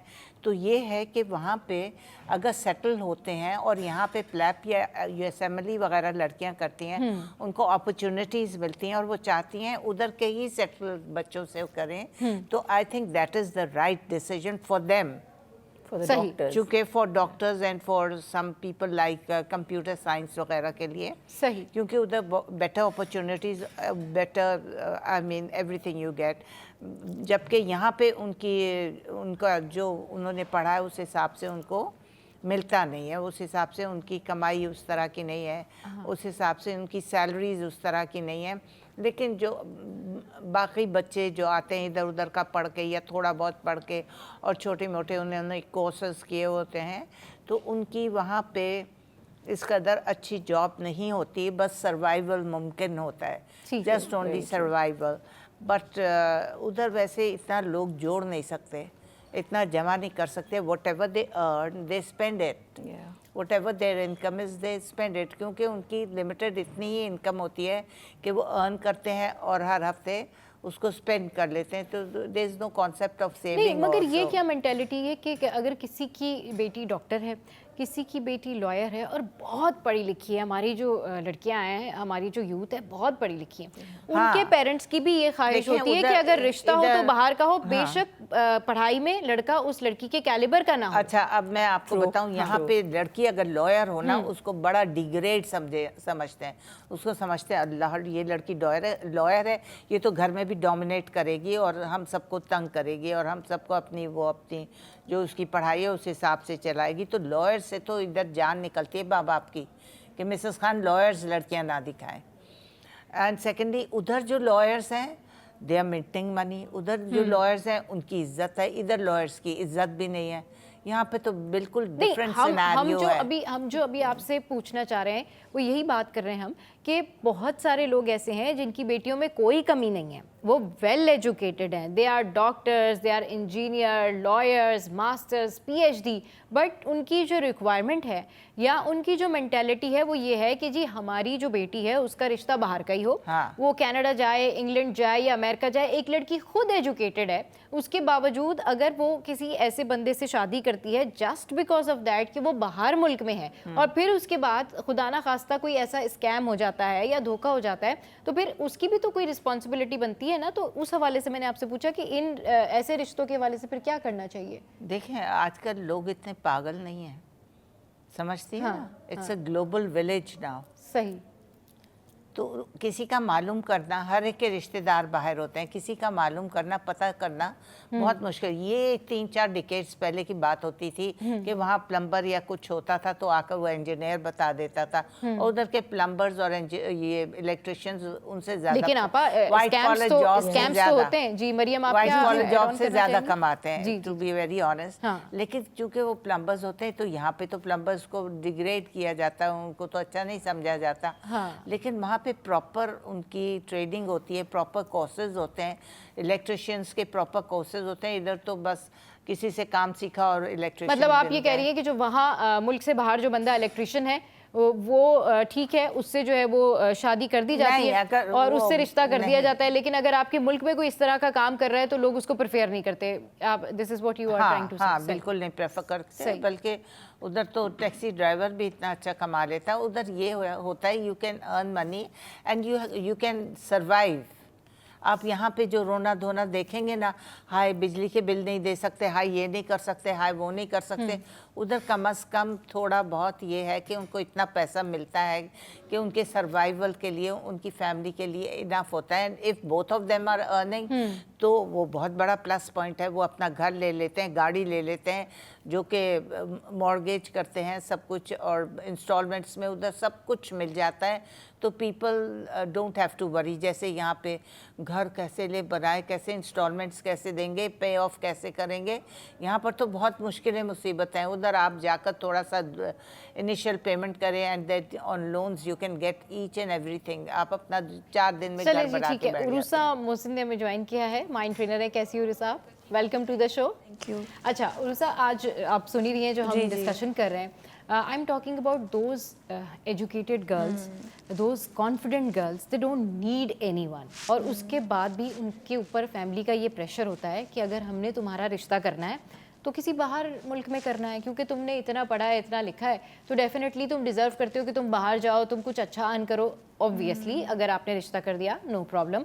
मगर अगर कोई स्कैम होता है या उस लड़की का कैलिबर उस लड़के के अकॉर्डिंगली मैच नहीं होता, तो सारी जो प्रॉब्लम है, सारी जो परेशानी है वो लड़की उठा रही होती है ना मुल्क से बाहर जाके. डेफिनेटली. और आप ये चीज़ भी देखिए कि बाहर मुल्क में जो रहने वाले हैं, जो लड़के की माँ है, वो हमेशा प्रेफर यही करती है कि पाकिस्तान से या देसी ख़ानदान से इधर लोकली हम बहू लेके आएँ. क्यों? क्योंकि आप उसको दबा के रख सकते हैं, फैमिली से दूर होगी, जल्दी से घुल मिल जाएगी. यू नो, एक मेंटालिटी होती है, राइट? हालांकि ऐसा नहीं होता है. सही. और एक चीज़ और इसमें देखें आप कि जब इस तरीके से एक सेटअप बनता है जिसमें लड़का बाहर है और बाहर के मुल्क में है, तो एक बहुत बड़ा ड्रॉबैक ये होता है कि यहाँ पे अगर लड़का हो तो कम से कम आप उसके घर जा सकते हैं, उसके घर हवाले देख सकते हैं, उसके फैमिली फ्रेंड्स देख सकते हैं, ये सारी चीज़ें देख सकते हैं। लेकिन जब बाहर से रिश्ता आता है तो एक एडिड प्रेशर भी होता है कि एक एक्स्ट्रा प्रेशर होता है कि जब रिश्ता बाहर से आया है उससे नहीं, उसको हाँ, एक तो बहुत चार्मिंग लगता है हमें कि बाहर से आए, wow, you know what, Australia, UK, USA, you know. लेकिन वही वाली बात है, द ग्रास इज ग्रीनर, हमें लगता है that the grass is greener on the other side, लेकिन इट्स एक्चुअली नॉट। जितना आप नजदीक जाएंगे आप देखेंगे ये क्या है, आप जब वहां जाओगे आप क्या होगा, ये क्या है, आपको मैं सारे तो कुछ रूल्स और फॉलो समझ रही थी और ये तो कुछ और निकला, बताया कुछ गया था, बताया कुछ गया और हो क्या गया। हाँ। हम तो समझे कि बाहर रहते हैं तो बड़े एडवांस्ड होंगे, ओपन माइंडेड होंगे, लेकिन कब बाज़ औक़ात ऐसा भी होता है कि आप जब जाते हैं, लड़की जाती है तो आप कहती है ये क्या है, मतलब you know what, I did not expect this. So ये भी एक यहाँ एक पॉइंट बिल्कुल बात करते हैं, लेकिन अब ये शो है में यहाँ वक्त है ब्रेक का। आपने ब्रेक के बाद जब वापस आएंगे तो डिस्कशन को कंटिन्यू करेंगे। आप भी हमें कॉल्स कर सकते हैं और क्वेश्चन कर सकते हैं। हमारे गेस्ट इस वक्त साथ मौजूद हैं। स्टे विद अस।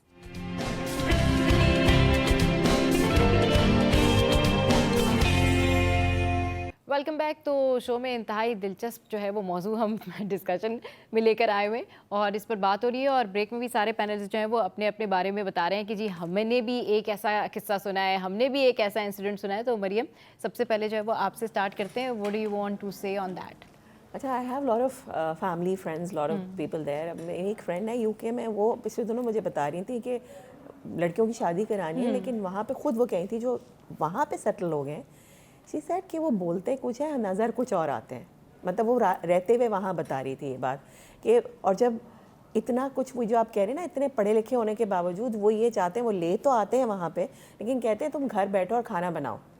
ये भी एक वजह है। आप जो कह रही ना, प्रोफेशनल लोग जाके डॉक्टर्स हैं, ये हैं, वो लेके तो चले जाते हैं, लेकिन वो कहते हैं वही देसी माइंड के काम नहीं करना है, खाना पकाना। अब तो वो कह रही थी कि मेरे बच्चे इतने पढ़े लिखे हैं, जब यहाँ से रिश्ते आते हैं वो they have weird set of mind, कहते हैं कि नहीं अच्छा ठीक है, पढ़ा लिख के सब कुछ कर लिया, लेकिन we are not interested you to work.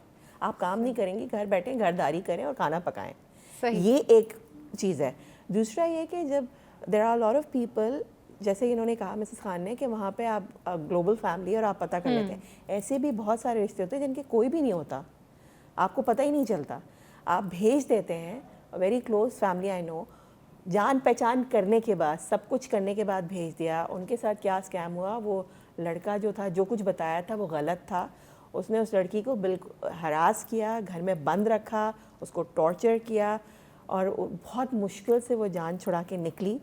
और फिर वो एम्बेसी गई, बहुत कुछ हुआ उसके साथ, और वो भी रिश्ता यहीं से हुआ था। और बताया कुछ गया था कि वो बहुत पढ़ा लिखा है, ये काम करता है वो, और वहाँ बड़ी इंक्वायरी भी हुई। लेकिन बाज़ दफ़ा ये होता है ना, इंक्वायरी के बाद भी आपको पता चलता है कि तो वी वर चीटेड। तो ये बहुत किस्सा ऐसा खौफनाक था उस बेचारी के साथ, जो कुछ भी हुआ मैं डिटेल में तो नहीं बताऊंगी, लेकिन ऐसे किस्से होते हैं और बहुत ज़्यादा होते हैं। बिल्कुल, हमारा मकसद यही कि जो अवाम है हम उसको एजुकेट करें, अवेयरनेस दें कि जब भी आप रिश्ता करें, चाहे बाहर करें या मुल्क के अंदर करें, लेकिन उतनी ही छानबीन करें, उतनी ही जान पहचान आपकी निकल आए, या फिर उतनी ही जो है वो स्क्रूटनी हो, स्टैंडर्ड सेम रखें। अगर आप पाकिस्तान में रिश्ता कर रहे हैं तो उतनी ही जांच पड़ताल करें, अगर आप बाहर रिश्ता कर रहे हैं तो उतनी ही जांच पड़ताल करें। मिसेस खान, क्या कहना चाहेंगे? ये बात बिल्कुल सही है, मैं भी इनकी बात से एग्री करती हूँ। कि बाज़ दफ़ा वाकई में वो किसी स्टोर पे काम कर रहे होते हैं, किसी गैस स्टेशन पे काम कर रहे होते हैं, कभी किसी शॉप पे काम कर रहे होते हैं, और यहाँ पे बिल्कुल उलट बताते हैं। यहाँ पर तो वो उनके ओनर्स बता देते हैं। जैसे बर्गर शॉप में उन्होंने कहा कि एक बर्गर शॉप को अपना बना लिया उन्होंने वहाँ पे, जबकि वो बच्चा काम कर रहा है और उधर का एम्प्लॉई है। यहाँ पे आकर वो बहुत बड़े बड़े सुहाने ख्वाब दिखाते हैं माँ बाप को, और बड़ी बड़ी बातें माएँ करती हैं, और लड़कों को भी इस तरह समझाया गया होता है कि वो माँ की जी में जी मिलाएं, और अच्छे ख़ानदान की लड़कियों से शादी करके उधर ले जाते हैं। जब वो वहाँ पहुँचती हैं तो बड़ी अपसेट हो जाती हैं कि ये तो हमें बताया कुछ गया था और ये निकला कुछ। एक आध कमरे का अपार्टमेंट होता है, एक उसके सामने छोटा सा वरांडा होता है, लाइक स्टूडियो अपार्टमेंट होता है, जिसमें वो बंद होके रह जाती हैं। And sometimes they are not allowed to move about. और यहाँ तक कि अगर वो फ़ोन करती हैं तो उनको कहा जाता है कि हमारे सामने बातें करो, उनको फ़ोन्स भी नहीं दिया जाता, उनसे कहते हैं बात करो और हमारे सामने पता चलता है ना फैमिली नहीं को। बताओगी। सही। उनकी सासें या माँ या लड़का खुद सामने बैठा होता है कि मैंने जो कहा था बस ठीक वो ही है। बताना और उसी तरीके से ठीक बात है, को एक कॉलर लेकर ने हमें चलोगी। ज्वाइन किया है। अस्सलाम वालेकुम, कौन बात करे, कहाँ से? वालेकुम अस्सलाम भाई, हम आपके रेगुलर कॉलर याहिया बात कर रहा हूँ। कैसे हैं आप याया? ठीक है।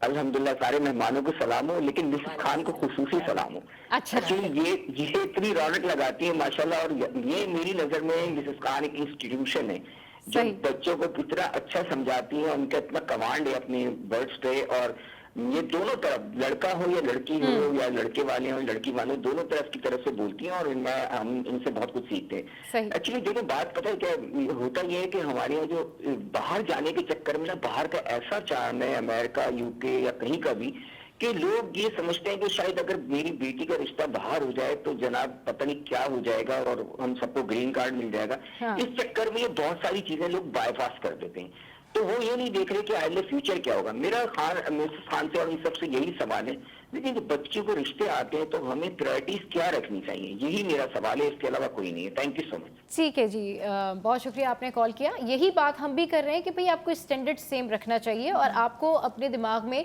ये बात मेंशन करनी चाहिए कि भाई अगर रिश्ता आना है तो मैंने किन बेसिस पे रिश्ता करना है। क्या मैंने किसी से भी इस बेस पे रिश्ता कर देना है कि वो बाहर रहते हैं, या मैंने किसी से इस बेस पे रिश्ता कर देना है कि भाई उनके पास बहुत सारे पैसे, बहुत सारी एथिक्स भी देखी जाती हैं। उरुसा, आप आई क्या थिंक add जो on करेंगे? याया भाई ने भी इस तरह सवाल किया है, बड़ा अच्छा सवाल है। लेकिन जब बाहर से रिश्ता आता है ना, तब तो डबल चेकिंग होनी चाहिए, तब तो और ज़्यादा एफर्ट लगानी चाहिए। जो ज़्यादा अगर आप effort लगाने 1 गुनी 2 गुनी 10 गुनी लगा रहे हैं या 20 गुनी एफर्ट लगाए अगर बाहर से रिश्ता आ रहा है, क्योंकि अब क्योंकि बाहर का रिश्ता है तो अब तो और मसला हो गया देखने में कि वो वाकई वो वहीं काम करता है या नहीं करता। क्योंकि जैसे सब किस्से सुना रहे, तो एक मुख्तसरन बता दूं कि एक और रिश्ता था इसी तरीके से जो आया था यूएसए से, और कहा गया था लड़का बैंकर है, लेकिन जब वो लड़की वहाँ गई तो पता चला बैंकर क्या, दूर दूर तक कोई एजुकेशन भी, मास्टर्स भी नहीं था जो कहा था। एजुकेशन अंडर द टेबल जो काम होते हैं वो लड़का कर करके पैसे कमाता था। तो आपको नहीं पता कि जो रिश्ता आया है वो वाकई वो एजुकेटेड वो उतना है भी या नहीं, क्योंकि लड़का भी बाहर है। ये कह दिया आप जल्दी शादी कर दें ताकि जल्द से जल्द लड़की भी चली जाए। अब आपको उसको एजुकेशन का भी नहीं पता। हाँ, एजुकेशन मैंने तो मिसेस खान ये देखा है, निकाह भी उन्होंने वीडियो कॉल पे कराया था कि बस जल्दी जल्दी हो जाए सब कुछ, और मतलब लेकिन फिर बाद में उरुसा, जिस तरह से बाद में फिर प्रॉब्लम जाहिर है वो जो लड़की वाले हैं वही फेस करते हैं, लड़की फेस करती है। तो फिर इस तरह के लोग जो इस तरह का स्कैम करते हैं या छोटा मोटा भी झूठ बोल देते हैं रिश्तों के लिए, तो वो प्रॉब्लम मेकर बन जाते हैं, मतलब ट्रबल मेकर होते हैं दूसरे के लिए भी अपने लिए भी। तो फिर आप देखिए कि कितने कॉन्फ्लिक्ट सामने आते हैं। बिल्कुल, that's like a big big red flag. और एक बड़े मजे की बात है, इन सिनेरियोज में आप हमेशा देखिएगा कि जो लड़के वाले हैं वो बहुत प्रेशर देते हैं कि जल्द से जल्द करें, हमें जल्दी है। बिल्कुल। अच्छा, और ये बहुत रूसा ने बड़ा ये रेड बड़ी अच्छी फ्लैग बात होता है। बताई। I believe so that's a very big red flag. yeah. That's a very big red flag कि You have to लड़के understand. वाले या वहाँ से प्रेशर दे रहे हैं जी बस जल्द से जल्द हमें करनी है या वीज़ा- करवानी है वीज़ा शादी। बनना है, क्योंकि उसमें जाना क्या है, है बाहर। आपका थॉट प्रोसेस रुक जाएगा। थॉट प्रोसेस रुक गया ना, अब जल्द से जल्द करनी है तो थॉट प्रोसेस रुक गया। भाई आपके एक दिमाग में अच्छा चला रिश्ता जाता है कि आया, जल्दी से कर दो। अब लड़की का एक अच्छा रिश्ता आया इस माशरे में, तो माँ बाप नहीं चाहेंगे मेरी बेटी की अच्छी ये रिश्ता भी हाथ से ना जाए। सही। अब उरुसा बात वो ये ना कि आपकी बेटी इतनी अच्छी एजुकेटेड, इतनी ज़बरदस्त पर्सनैलिटी रखती है, जस्ट बिकॉज ऑफ दैट के बाहर का रिश्ता आया और वो लड़का कंपैटिबल ना हो, उतना पढ़ा लिखा भी ना हो, जस्ट वहाँ पे कोई नॉर्मल हो, या फिर उसने किसी किस्म का कोई आपसे झूठ बोला हो, कुछ भी किया हो, तो ये उस लड़की के साथ भी कोई और जॉब्स कर रहा हो, तो वहाँ पे लड़की के साथ भी जो है वो एक इनजस्टिस हो जाएगा ना, कि वो तो पर्सनैलिटी क्लैश भी होगा। फिर इधर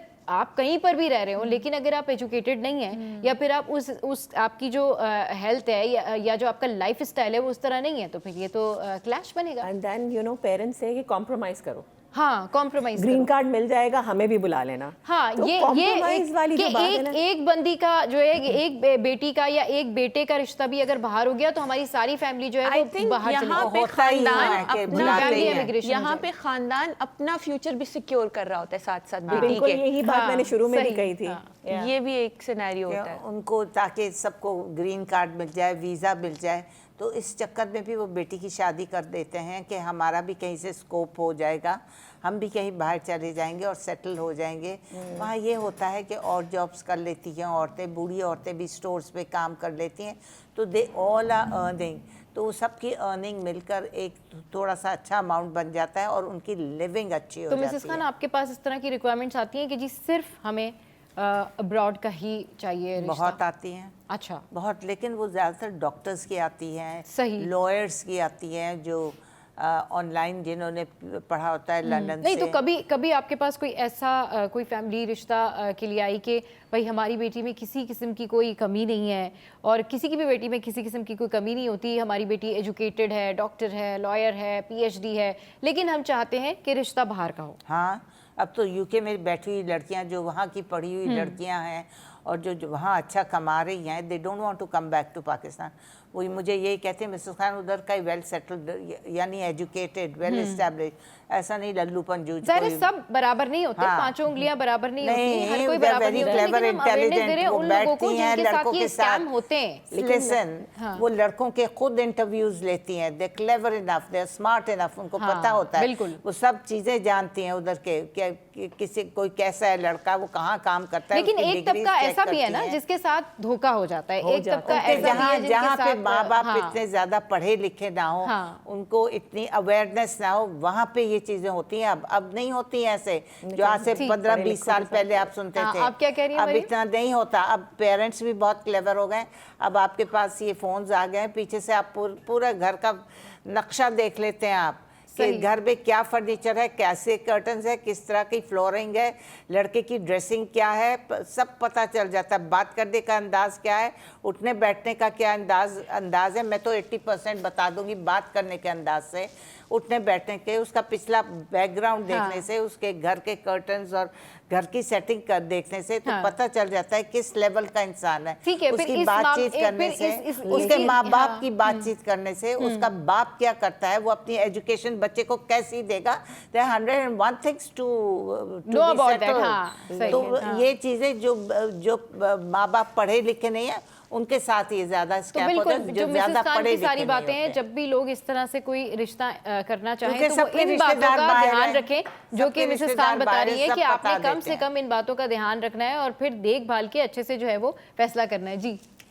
मैं I agree what she is saying, but हाँ। एट टाइम ये भी होता है कि वो कहीं और बैठे होते हैं, किसी अच्छा, और का घर बैठ होता है। ये एक अलग एंगल है वैसे। वो एक बिल्कुल। दफा थोड़ी बात करते हैं, लड़की रोज वो बात कर रही there होती is- है। मतलब आपका बिल्कुल आई एग्री, बहुत सारे केसेस में देर आर पढ़े लिखे पेरेंट्स के साथ ये हो जाता है, अच्छा।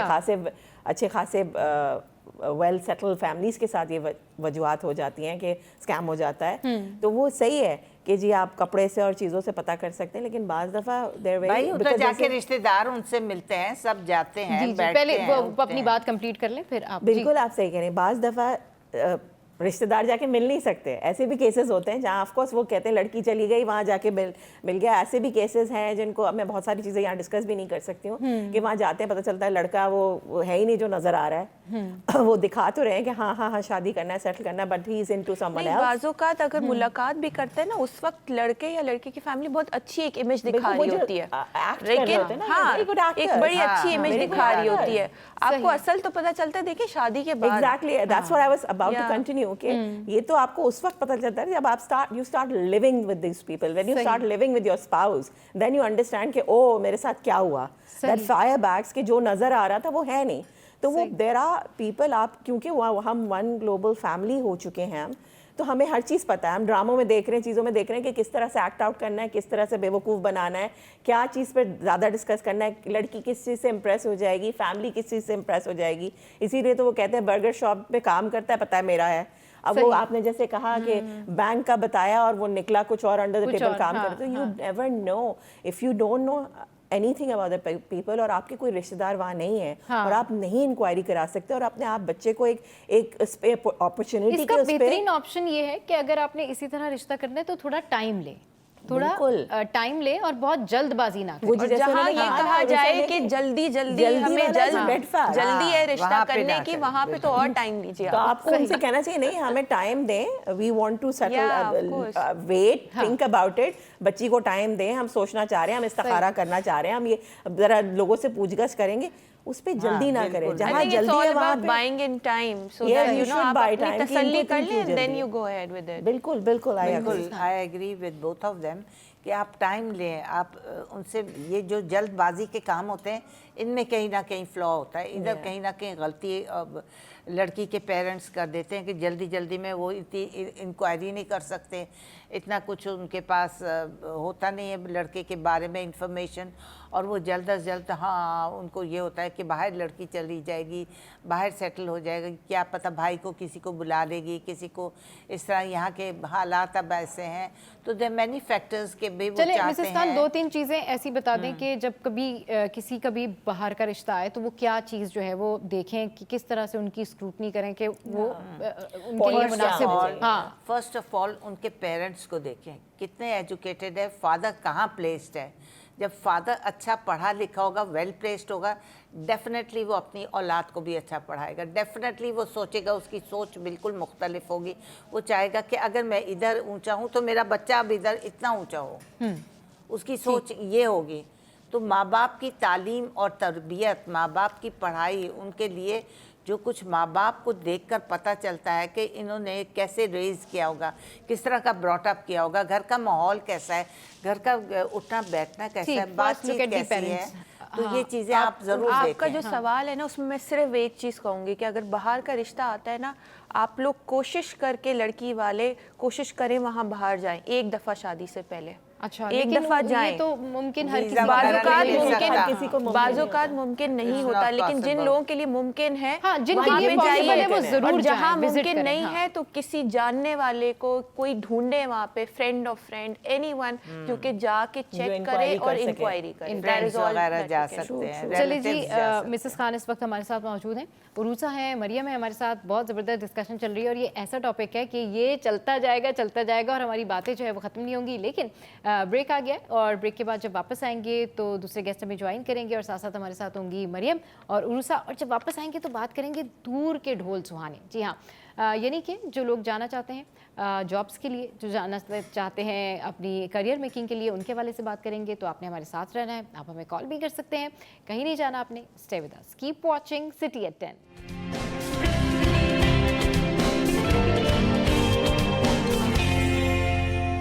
तो जनाब वेलकम बैक और शो में हम वापस आए हैं। टॉपिक तो वही है लेकिन मामला अलग है। यहाँ मामला है जॉब का, करियर का और स्टूडेंट वीज़े का और उस दुनिया का जो कि पाकिस्तान में बैठ के लोग सोचते हैं कि अगर वो उस दुनिया में चले जाएंगे या मुल्क से बाहर चले जाएंगे तो उनकी जो करियर है वो बहुत अच्छा हो जाएगा, उनकी लाइफ जो है बहुत अच्छी हो जाएगी। और बहुत सारे लोगों की लाइफ अच्छी हो भी जाती है, करियर अच्छा हो भी जाता है और सब चीज़ें मेंटेन हो जाती हैं। लेकिन उनका क्या, जिनके साथ कुछ मिसहैप हो जाए उनका क्या, जो कि किसी स्कैम का शिकार हो जाए। इस टॉपिक पर बात करने के लिए हमें ज्वाइन किया है शाहजेब ने, बहुत शुक्रिया। आप माइग्रेशन स्पेशलिस्ट भी हैं और साथ साथ आप कंसल्टेंट भी हैं। तो अब शाहजेब आपसे ही स्टार्ट करते हैं, कुछ ऐड ऑन कीजिए कि कितने ऐसे केसेस आते हैं या कितने ऐसे लोग हैं या क्या आपने अपने एक्सपीरियंस से देखा कि वो लोग नहीं जो बहुत वेल सेटल हैं, वो लोग जो परेशान हैं कि वो बाहर गए और वो परेशानी का शिकार हुए और फिर उनको किसी ना किसी तरीके से वापस आना पड़ा, या फिर नहीं भी आए तो वो वहाँ पर बस एक सर्वाइवल की सी ज़िंदगी गुजार रहे हैं, सर्वाइव कर रहे हैं। आपने बड़ा अच्छा टॉपिक भी रखा है और आपने बड़ा अच्छा इंट्रोडक्शन भी इस हवाले से दिया, क्योंकि उसकी वजह ये कि ये प्रॉब्लम दोनों लोगों के साथ हैं। जो पाकिस्तान से बाहर जाना चाह रहे हैं उनके साथ भी स्कैम्स हो रहे हैं और जो पहुँच चुके हैं उनको तो खैर है ही सर्वाइवल। आपने जो सर्वाइवल का वर्ड यूज़ किया ना, ये इतना बेहतर वर्ड है। उसकी वजह ये है कि जो भले कोई ब्लू कॉलर जॉब वाले हों या वाइट कॉलर वाले हों, कोई जनरल मैनेजर कंपनी का हो या वो CEO कंपनी का हो, बाहर जाने के बाद सर्वाइवल हर एक के लिए है। उसकी बेहतर वजह यह है कि जब पाकिस्तान से या कराची से भी इवन अगर कोई लाहौर भी जाना चाहता है ना, किसी ने अपना जो है सारी अपब्रिंगिंग उसकी कराची में रही है, लेकिन अगर वो लाहौर भी रिलोकेट होगा तो उसको बहुत ज़्यादा सर्वाइवल करना पड़ेगा अपनी लाइफ का, क्योंकि उसकी सेटलमेंट, उसकी कंडीशंस, उसकी जो तमाम जो कल्चरल एडप्शन है वो बहुत डिफरेंट है। ठीक है, लाहौर की जॉब मार्केट बिल्कुल डिफरेंट है, वहाँ का जो सर्वाइवल टाइमलाइंस हैं वो बिल्कुल डिफरेंट है और कराची का बिल्कुल डिफरेंट है। तो जब ये एक कंट्री में इतना ज़्यादा डिफरेंस आपको नज़र आ रहा है, तो जब कोई भी पर्सन पाकिस्तान से मूव हो रहा है किसी दूसरे कंट्री में, तो सर्वाइवल और स्ट्रगल टाइम तो हर एक के लिए है। तो ऐसी कंडीशन में एज अ माइग्रेशन कंसल्टेंट या एजेंट हम लोगों को ये गाइड करते हैं कि आप फैमिली के साथ ना जाएं। हम जब इमिग्रेशन करवाते हैं तो पहले इनिशियल लेवल पे एक मेन एप्लीकेंट की करवाते हैं, ताकि आप वहाँ जाकर, क्योंकि फैमिली के साथ वो तमाम स्ट्रगल्स आप बेयर नहीं कर सकते जो आप इंडिविजुअल कर सकते हैं। तो इस हवाले से मैं समझता हूँ कि स्ट्रगल बिल्कुल है, बाहर सर्वाइवल बहुत मुश्किल है, बाहर इतना आसान नहीं है। बेसिकली बात ही कि ढोल किसने बजाया, जो कहते हैं कि ढोल जो दूर के ढोल सुहाने हैं, तो ढोल जो बजाने वाले लोग हैं ना, वो बेसिकली सोशल मीडिया है, जिससे पिक्चर्स बाहर से जो लोग लगाते हैं और हम जैसे लोग इम्प्रेस हो जाते हैं कि बाहर की लाइफ तो बड़ी स्ट्रॉन्ग हमें नज़र आ रही है, बड़ी अच्छी नज़र आ रही है, तो उस वजह से लोगों के अंदर क्यूरियोसिटी बहुत बढ़ गई है बाहर जाने की। तो मैं समझता हूँ कि दोनों साइड्स ऑफ बैलेंस होना ज़रूरी है, अंडरस्टैंडिंग होना ज़रूरी है, मैच्योरिटी होना ज़रूरी है, रिसर्च होना ज़रूरी है। इस हवाले से मेरा ख्याल है फिर ज़्यादा बेहतर मामला है। ज़्यादा उरूसा, आप क्या कहना चाहेंगी? जिस तरह से शाज़ेब ने कहा कि ये जो परसेप्शन बिल्ड करते हैं ना सोशल मीडिया पर, वो लोग बिल्ड करते हैं जो कि बाहर जाते हैं और उसके बाद वो पिक्चर्स वगैरह अपलोड करते हैं और फिर उनको देख के बाकी लोग जो हैं वो बड़ा इंप्रेस होते हैं और वो कहते हैं जी बाय हुक और बाय क्रूक हम सर्वाइव कर लेंगे, हम मेहनत कर लेंगे। लेकिन जब वो वहाँ जाते हैं इन दी एंड, तो फिर उनको रियलिटी पता चलती है, ग्राउंड रियलिटी पता चलती है आप कि यकीन करें, अभी मैं यूके ही गई हुई थी कुछ टाइम पहले और वहाँ मेरी मुलाकात लोकल पाकिस्तानियों से और देसियों से हुई थी और वहाँ मुझे पता चला कि उनमें से एक शख्स अपनी कहानी बता रहे थे किस तरीके से वो आए थे। वो आज से 15 साल पहले यूके आए थे और आए तो वहाँ पे स्टडी के लिए थे, लेकिन क्योंकि हैंड टू माउथ चल रहा था, because he had to support himself, उन्होंने वहाँ पे बाइक पे ये जो फूड डिलीवरीज होती हैं वो शुरू कर दी थी। सही। और आज 15 साल के बाद भी वो वही काम कर रहे हैं along with 2-3 other under the table kind of work. बात सारी ये है कि 15 साल के बाद भी आप सरवाइव कर रहे हैं वहाँ पे। So where is that period where you will thrive, right? तो that was big question mark for me कि तुम 15 साल पहले अगर तुम यही भाई कोई कारोबार कर लेते पाकिस्तान में ही रह के, तो कितना डिफरेंस होता। अब आप 15 साल के बाद वहीं खड़े हुए जहाँ 15 साल पहले खड़े हुए थे। क्यों? क्योंकि सिर्फ आपको ग्रीन कार्ड चाहिए। अब उस शख्स ने कहा बस मुझे जो है वो मेरा डिले हो गया था, ये हो गया था, मुझे बस जनवरी में मिलने वाला है, जैसे ही मिलेगा उसके बाद मैं आके अपने माँ बाप से मिलूंगा। सही। आप सोचो, आपने अभी तक माँ बाप से भी नहीं मिला जस्ट बिकॉज आपको एक था कि भाई ग्रीन कार्ड मिलेगा आपको। What is this? सही, बिल्कुल। इतने बड़े बड़े हादसे हो जाते हैं उनके घरों में, वो नहीं आ पाते। उनको ये होता है कि जी वीज़ा इश्यूज़ हैं, कई लोगों के पास पैसे नहीं होते वापस आने के लिए। मरियम, वो बिल्कुल सही कह रही हूँ उरूसा। और जॉब्स कर लेते हैं हम बाहर जाके, मतलब हम बर्गर शॉप में बर्गर बेच लेंगे, गैस स्टेशन में गैस कर लेंगे, डिलीवरी कर लेंगे। अब 15 साल से वो कह रही हैं, ऐसे बहुत सारे केसेस हैं। लेकिन वही वाली बात है ना कि हम सोचते हैं कि ग्रीन कार्ड मिल जाएगा, तो ग्रीन कार्ड मिलने से क्या होगा? जैसे मिसेस खान अभी थी तो वही कह रही थी कि वो हैंड टू माउथ होते हैं। हम पाकिस्तान की कदर नहीं करते, हम कहते हैं जी नहीं बाहर निकलना है, बाहर निकलना है, but you have to understand कि यहाँ पे आपकी जो लग्जरीज हैं वो वहाँ नहीं है। हम लालच में तो ये कर लेते हैं कि हम जा रहे हैं, हमें जाना है, हमें बाहर मिल जाएगा और हम डॉलर में पैसे कमाएंगे। इन द सेंस कि अगर आप अकेले जा रहे हैं and you are earning in a good way और आप फैमिली को सपोर्ट कर रहे हैं, that is a total different case. But if you thinking कि आप पूरे ख़ानदान को लेके जाएंगे, तो फिर वही वाली बात कि पूरा ख़ानदान काम करेगा। तो मतलब मेहनत मशक्क़त तो पूरी फैमिली कर रही होगी ना, फिर बहन भाई माँ बाप सब लगे होंगे, फिर भी वो चीज़ नहीं होगी। यू कांट बाय, जैसे वो कहते हैं अपनी प्रॉपर्टी फिर भी नहीं आप ले सकते। सही। आपको हर चीज़ मॉर्गेज करना पड़ता है, हर चीज़ वो आप किराए पे ले रहे होते हैं, रेंट पे ले रहे होते हैं। तो फिर उसके अलावा भी मैंने, सॉरी आपकी बात काटती हूँ, कि वहाँ पे मैंने ऊबर ड्राइवर्स देखे हैं जो कि मास्टर्स किए हुए हैं, डबल ये बड़ा अफसोस होता है ऊबर कि ड्राइव कर रहे हैं, जबरदस्त हमारी यूथ और बिल्कुल इस तरह से ऊबर ड्राइव कर रहे हैं और उसके बावजूद वो ये कह रहे हैं हम तंग आ गए यहाँ से, हमें यहाँ से मूव ऑन होना है, maybe to Middle East और somewhere back to our own country. Because इधर तो इतने टैक्सेस लग गए, हर बात पे टैक्स है, मॉर्गेज के अंदर है हम लोग। We are just living in a hell right now. सही। Shahzeb, what is the best strategy किसी भी उस शख्स के लिए जो बाहर जाना चाहता है सेफली और उस तरीके से कि वो बाहर जाके अर्न भी कर सके और अपनी फैमिली को सपोर्ट भी कर सके, ना कि वो उल्टा फैमिली से कहे जी मेरे पास तो यहाँ पे खाने के भी पैसे नहीं है, मुझे तो रिहाइश का भी कोई इशू है, मैं तो इस तरीके से सरवाइव कर रहा हूँ, मुझे तो और 10 इश्यूज़ हैं, मुझे तो यहाँ आके पता चला कि भाई यहाँ तो ठंड बड़ी ज़्यादा है और इतनी ठंड है कि मुझे तो मेरा जो एटमॉस्फेरिक चेंज है, मेरी हेल्थ ही मुझे अलाउ नहीं कर रही कि मैं इतनी सर्दियों में इस तरीके से काम कर सकूँ। 50% लोगों को तो हेल्थ इश्यूज़ हो जाते हैं। बिल्कुल ऐसे ही है। अच्छा, जहाँ तक हेल्थ इशू की बात की तो बेसिकली वो होम सिकनेस भी होती है वो, बिल्कुल। क्योंकि जब आप घर से अपना इतना दूर बहुत टाइम तक रहते हैं तो होम सिकनेस हो जाती है, लोनलेस आपको फील होती है।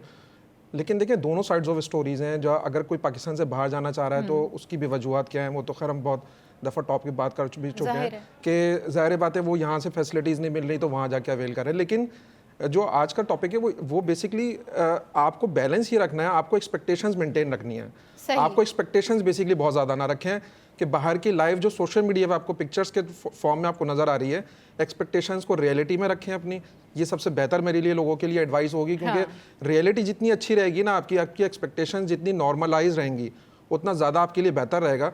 और वो लोगों को इस तरीके से अपनी यानी कि फैमिली को सपोर्ट दे सकते हैं अच्छा कंट्री चूज़ करने के अंदर, कि वो अपनी रिसर्च रखें और अपनी प्लानिंग स्ट्रॉन्ग रखें कि उनकी जो स्किल्स की एडॉप्शन है वो किस कंट्री में बेहतर है। मेरे पास, मुझे 11 साल हो गए, हज़ारों लोग मेरे पास आते भी हैं और जो लोग जा चुके हैं वो भी मेरे साथ कांटेक्ट में हैं। तो जो आपने बात की कि वहाँ पर जो वेदर इश्यूज भी हैं, क्लाइमेट इश्यूज हैं, जो सस्कैचुअन कनाडा का जो मतलब सिटी है, -57 टेम्परेचर है और 2 लाख लोग अभी रहते हैं वहाँ पर, पाकिस्तानी। सही, ठीक है, मतलब मुस्लिम लोग वहाँ रहते हैं। तो इट मीन्स वो सर्वाइव कर रहे हैं किसी न किसी तरीके से कि हमें सिटीजनशिप मिल जाए, हमें ग्रीन कार्ड वहाँ का मिल जाए तो हम ज़ाहिर है वहाँ पर रह सकें।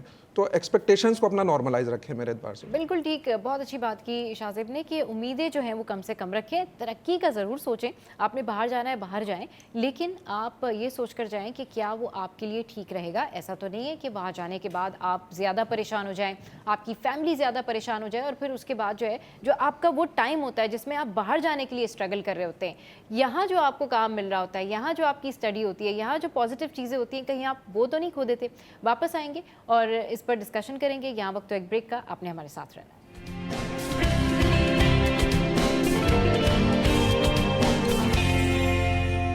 Welcome back. तो हमारा जो टॉपिक है उससे रिलेटेड बड़ी सारी बातें हम ब्रेक के लिंक में भी कर रहे हैं और इसके हवाले से हमें जो है फीडबैक भी बड़ा आना शुरू हो गया है। बात वो ये कि क्या कामयाबी की ज़मानत मुल्क से बाहर जाने में ही है? हमारे अपने मुल्क में क्या वाकई लोगों को इतने रिसोर्सेज नहीं मिलते, या फिर उनको वो जो चार्मिंग लाइफ है, या वो बकौल शाहज़ेब के, उरूसा के या मरियम के, वो जो सोशल मीडिया के ऊपर जो पिक्चर है, वो जो करिश्मा है, वो अच्छा लगता है rather than reality?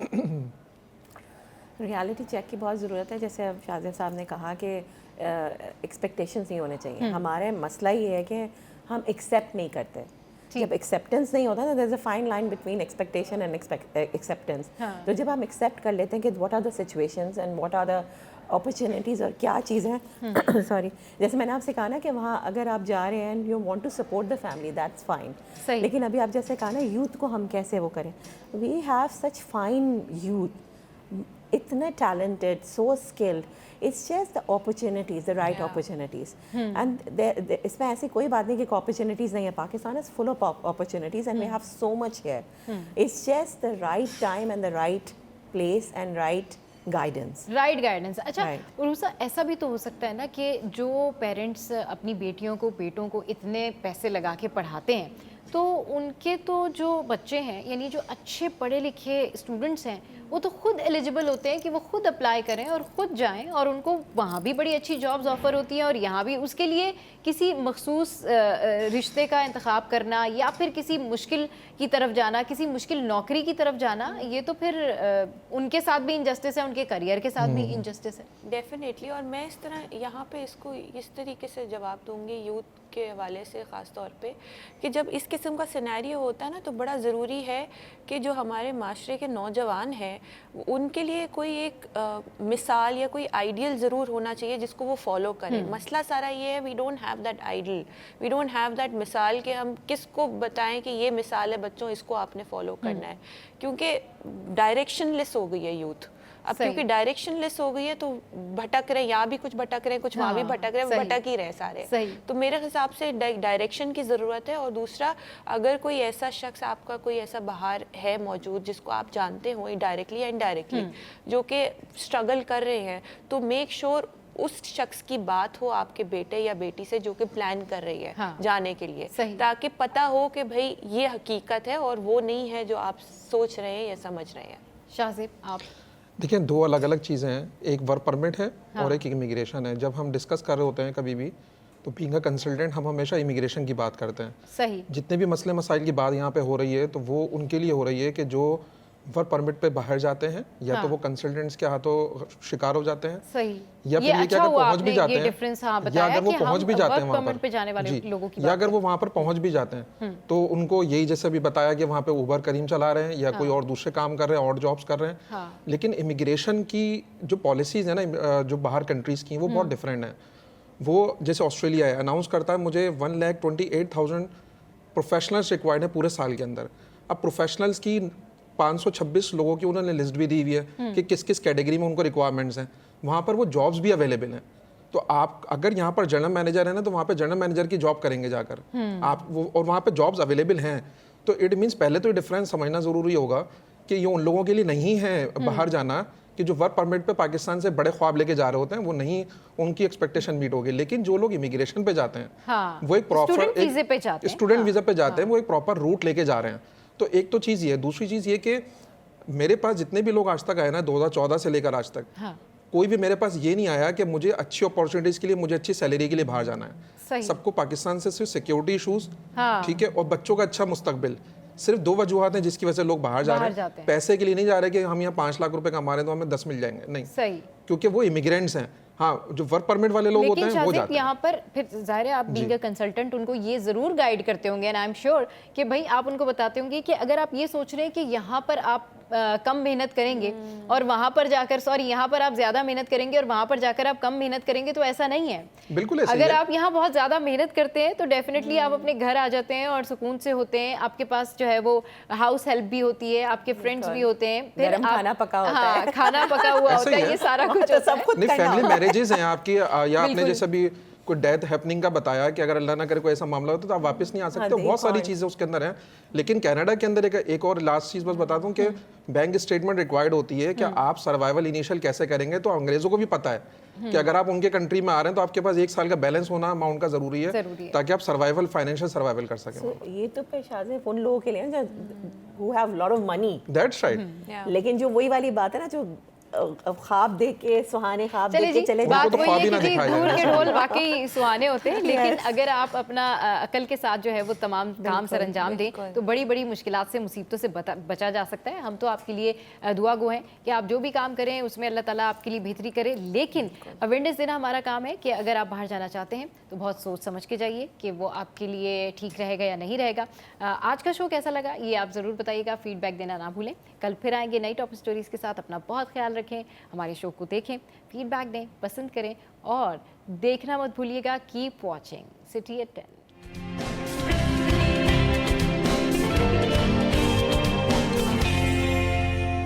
Welcome back. तो बात कर रहे हैं हम करियर मेकिंग पे, जो लोग जाना चाहते हैं बाहर, और बड़ी दिलचस्प जो है ये मौजू है जिसके ऊपर बहुत सारी बातें सामने आ रही हैं और बहुत सारे जो है किस्से भी सामने आ रहे हैं। तो रूसा, आप क्या मज़ीद इसके ऊपर बताना चाहेंगी? यूथ को क्या गाइड करना चाहेंगी कि किस तरीके से वो इन तमाम स्कैम से, मुश्किलात से और जो वहाँ जाकर पेश आती हैं उससे बच सकते हैं? देखिए, यूथ और नौजवान को मैं यही बोलना चाहूँगी कि आप एक डायरेक्शन, अपना ज़िंदगी का एक डायरेक्शन ले और किसी ऐसे शख्स से बात करें जो कि वहाँ पे ऑलरेडी सेटल्ड हो, जो कि आपको गाइड कर सके कि यहाँ पहुँच के आपने करना क्या है। अगर जॉब भी करनी है तो किस हवाले से कहाँ कहाँ ज़्यादा बेहतर अपॉर्चुनिटीज़ होंगी। मिसाल ले ले, मैं कुछ लोगों से मिली थी बाहर, तो वो पता चला कि वो जब वहाँ वर्क वीज़ा पे भी गए थे तो वहाँ जब पहुँचे बोला ये गया कि भाई ये आपकी सैलरी होगी और वहाँ पे आपको ये दिया जाएगा। 2 से 3 महीने हो गए, अभी तक सैलरी नहीं मिली। आपको ये झांसा दे के मुल्क से बाहर भी, जी मुल्क से बाहर भी ये सब फ्रॉड होता है। कि आपको सैलरी ही नहीं मिली जो आपको कहा गया था। 3 से 4 महीने और ये भी कहा जाता है कि एक रूम है जिसमें एडजस्ट करना होगा 4 लोगों ने, लेकिन फिर वहाँ पे 12 लोग होते हैं, तो ये भी बहुत बड़ा स्कैम होता है। आपको तो बड़ा ज़रूरी है कि आप जहाँ जा रहे हो इनिशियली फर्स्ट टाइम, तो इट्स वेरी इंपॉर्टेंट कि कोई जान पहचान हो आपकी उस शख्स के साथ, otherwise be prepared to be scammed. Shahzeb, अच्छा, action without planning is useless. जैसे इन्होंने बात की कि आपका जब तक रिसर्च वर्क नहीं होगा, आपकी जब तक प्लानिंग नहीं होगी, तो ये तमाम ऑप्शंस और ये तमाम आपके एक्शंस जो है ना वो यूजलेस हो जाएंगे। क्योंकि जब आप पाकिस्तान में रहते हुए भले जॉब आप सर्च कर रहे हैं, कोई भी यूथ में वो अपनी यूनिवर्सिटी में अपब्रिंगिंग कर रहा है और उसके बाद वो ज़ाहिर मार्केट में जाके जॉब सर्च कर रहे हैं, तो your network is your net worth. तो आपका नेटवर्क जितना स्ट्रॉन्ग होगा लिंक्डइन के थ्रू, या बाकी आपके जो क्लोज लोग हैं आप उनको ज़रूर फॉलो करें, जितने अच्छे लोग हैं जो आपके बेसिकली अभी हमने जो किया है कि हम लोगों ने जो फॉलो करना शुरू किया है ना, वो अपने आर्टिस्ट को, अपने एक्टर्स को जो है हमने फॉलो करना शुरू किया है। लेकिन आपको जो फॉलो करना है ना, वो आपने फॉलो करना है जो आपको लगता है कि वो अपने बिजनेस में कामयाब लोग हैं, जो आगे जाके जिन्होंने स्ट्रगल करके अपना कोई नाम बनाया पाकिस्तान में। तो आप लाजमी उनको सोशल मीडिया पे कम से कम उन लोगों को तो जरूर फॉलो करें, बजाय इसके कि टीवी किसी आर्टिस्ट को या आप जो है वो आप अपने किसी सिंगर्स को करते हैं। मिसाल शाहजेब, उरूसा, मरियम, हम इस तरह से भी ले सकते हैं कि हमारे मुल्क में हमें बहुत सारी प्रॉब्लम्स हैं, अनएम्प्लॉयमेंट भी है, बिजली के मसले हैं, गैस के मसले हैं, लेकिन उसके बावजूद भी एक दिन जब आप जाते हैं अपनी फैमिली के साथ मॉल्स में जाते हैं, पिक्चर्स खींचते हैं और आप वो पिक्चर्स अपलोड करते हैं, तो जो आपसे जो डिप्राइव कंट्रीज़ हैं या जो दूसरे लोग हैं वो डेफिनेटली ये तो नहीं जानते ना कि आप किन मुश्किलात और परेशानी के बाद जो है यहाँ पर खड़े हुए हैं और मॉल में, या ये फिर बहुत खूबसूरत हाँ, बात की आपने आपने। पिक्चर्स खिंचवाई हैं। तो यही प्रॉब्लम्स और यही मसाइल जो अब्रॉड में रहते हैं लोग, उनके साथ भी होते हैं, जिनकी तस्वीरों से शायद आप उनको जज नहीं कर सकते। बिल्कुल। I want to conclude this point कि देखें, जैसे मैंने कहा था ना, acceptance and expectations, opportunities, a lot of opportunities. जैसे शाहजेब ने भी कहा कि फॉलो करें इन लोगों को। पहले हमारे वक्त हमारे पास काउंसलर्स और कोचेस नहीं होते थे, अब we have mentors, counsellor and coaches. Find someone who can guide you. Word of wisdom is very important. तो उन लोगों को फॉलो करें, उनके साथ कनेक्ट हो जाएं जो आपको अच्छी राय दे सकें, अच्छी गाइडेंस। दोस्त वगैरह तो वो आपको उस लेवल पे, प्रोफेशनल लेवल पे नहीं गाइड करेंगे। जब आपके पास सही लोग होंगे जो आपको गाइड करेंगे, तो there are full of, Pakistan is full of opportunities. You don't have to run outside and have struggled in your life. तो find someone, find wise people in your life जो आपको सही मशवरा दे सकें at the right time and get the opportunities, and you can be a successful person. बिल्कुल ठीक तो है have goals, mission and vision in your life. अच्छी गाइडेंस होना बड़ी ज़रूरी है। उरूसा, आप खुद अभी गई इंग्लैंड, तो इस तरह के भी कुछ लोगों ने वाक़यात बताएं कि वहाँ पर किसी की बेटी थी, उनको छोटी बच्ची, उसको कोई इमरजेंसी हुई तो 6 घंटे उनको इमरजेंसी में वेट करना पड़ा। और जो फिर उन्होंने कहा अगर आप प्राइवेटली दिखाएंगे तो वो तो इतना एक्सपेंसिव होगा कि उनकी वो जो आधी सैलरी है वो उसी में लग जाएगी।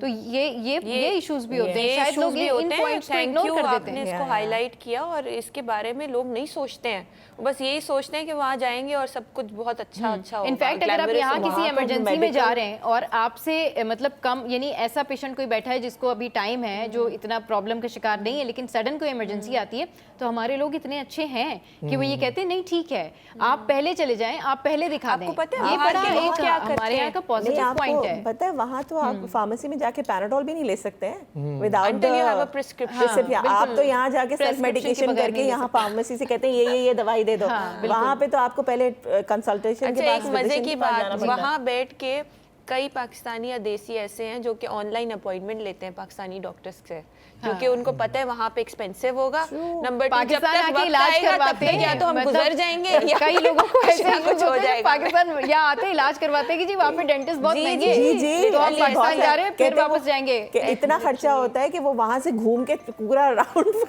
फ्लेयर भी हो जाता है और इलाज भी कर लेते हैं। इवन अभी recently I met someone beautician, उस पे उन्होंने कहा वहाँ ब्लो ड्राई हेयर कलर में इतने पैसे लगते हैं कि मैं वहाँ कराची आके वापस जाके फिर मेरा काम हो भाई जाता है। कॉटन के Imagine how सूट, लॉन के expensive. सूट, उरूसा यहाँ से लोग लेके जाते हैं कि भाई वहाँ बहुत महंगे मिलते हैं। फिर लड़कियों के लिए ये तो बात बिल्कुल सही कही मरियम ने, कि ये भी सुना है कि भाई आप सब अपना ब्लो ड्राई करना, सब कुछ मेकअप वेकअप करना खुद सीख के आना, वहाँ तो बहुत एक्सपेंसिव है। वहाँ तो बहुत एक्सपेंसिव है। लड़कों को क्या इश्यूज होते हैं शाहजेब, आप बेहतर बता सकेंगे?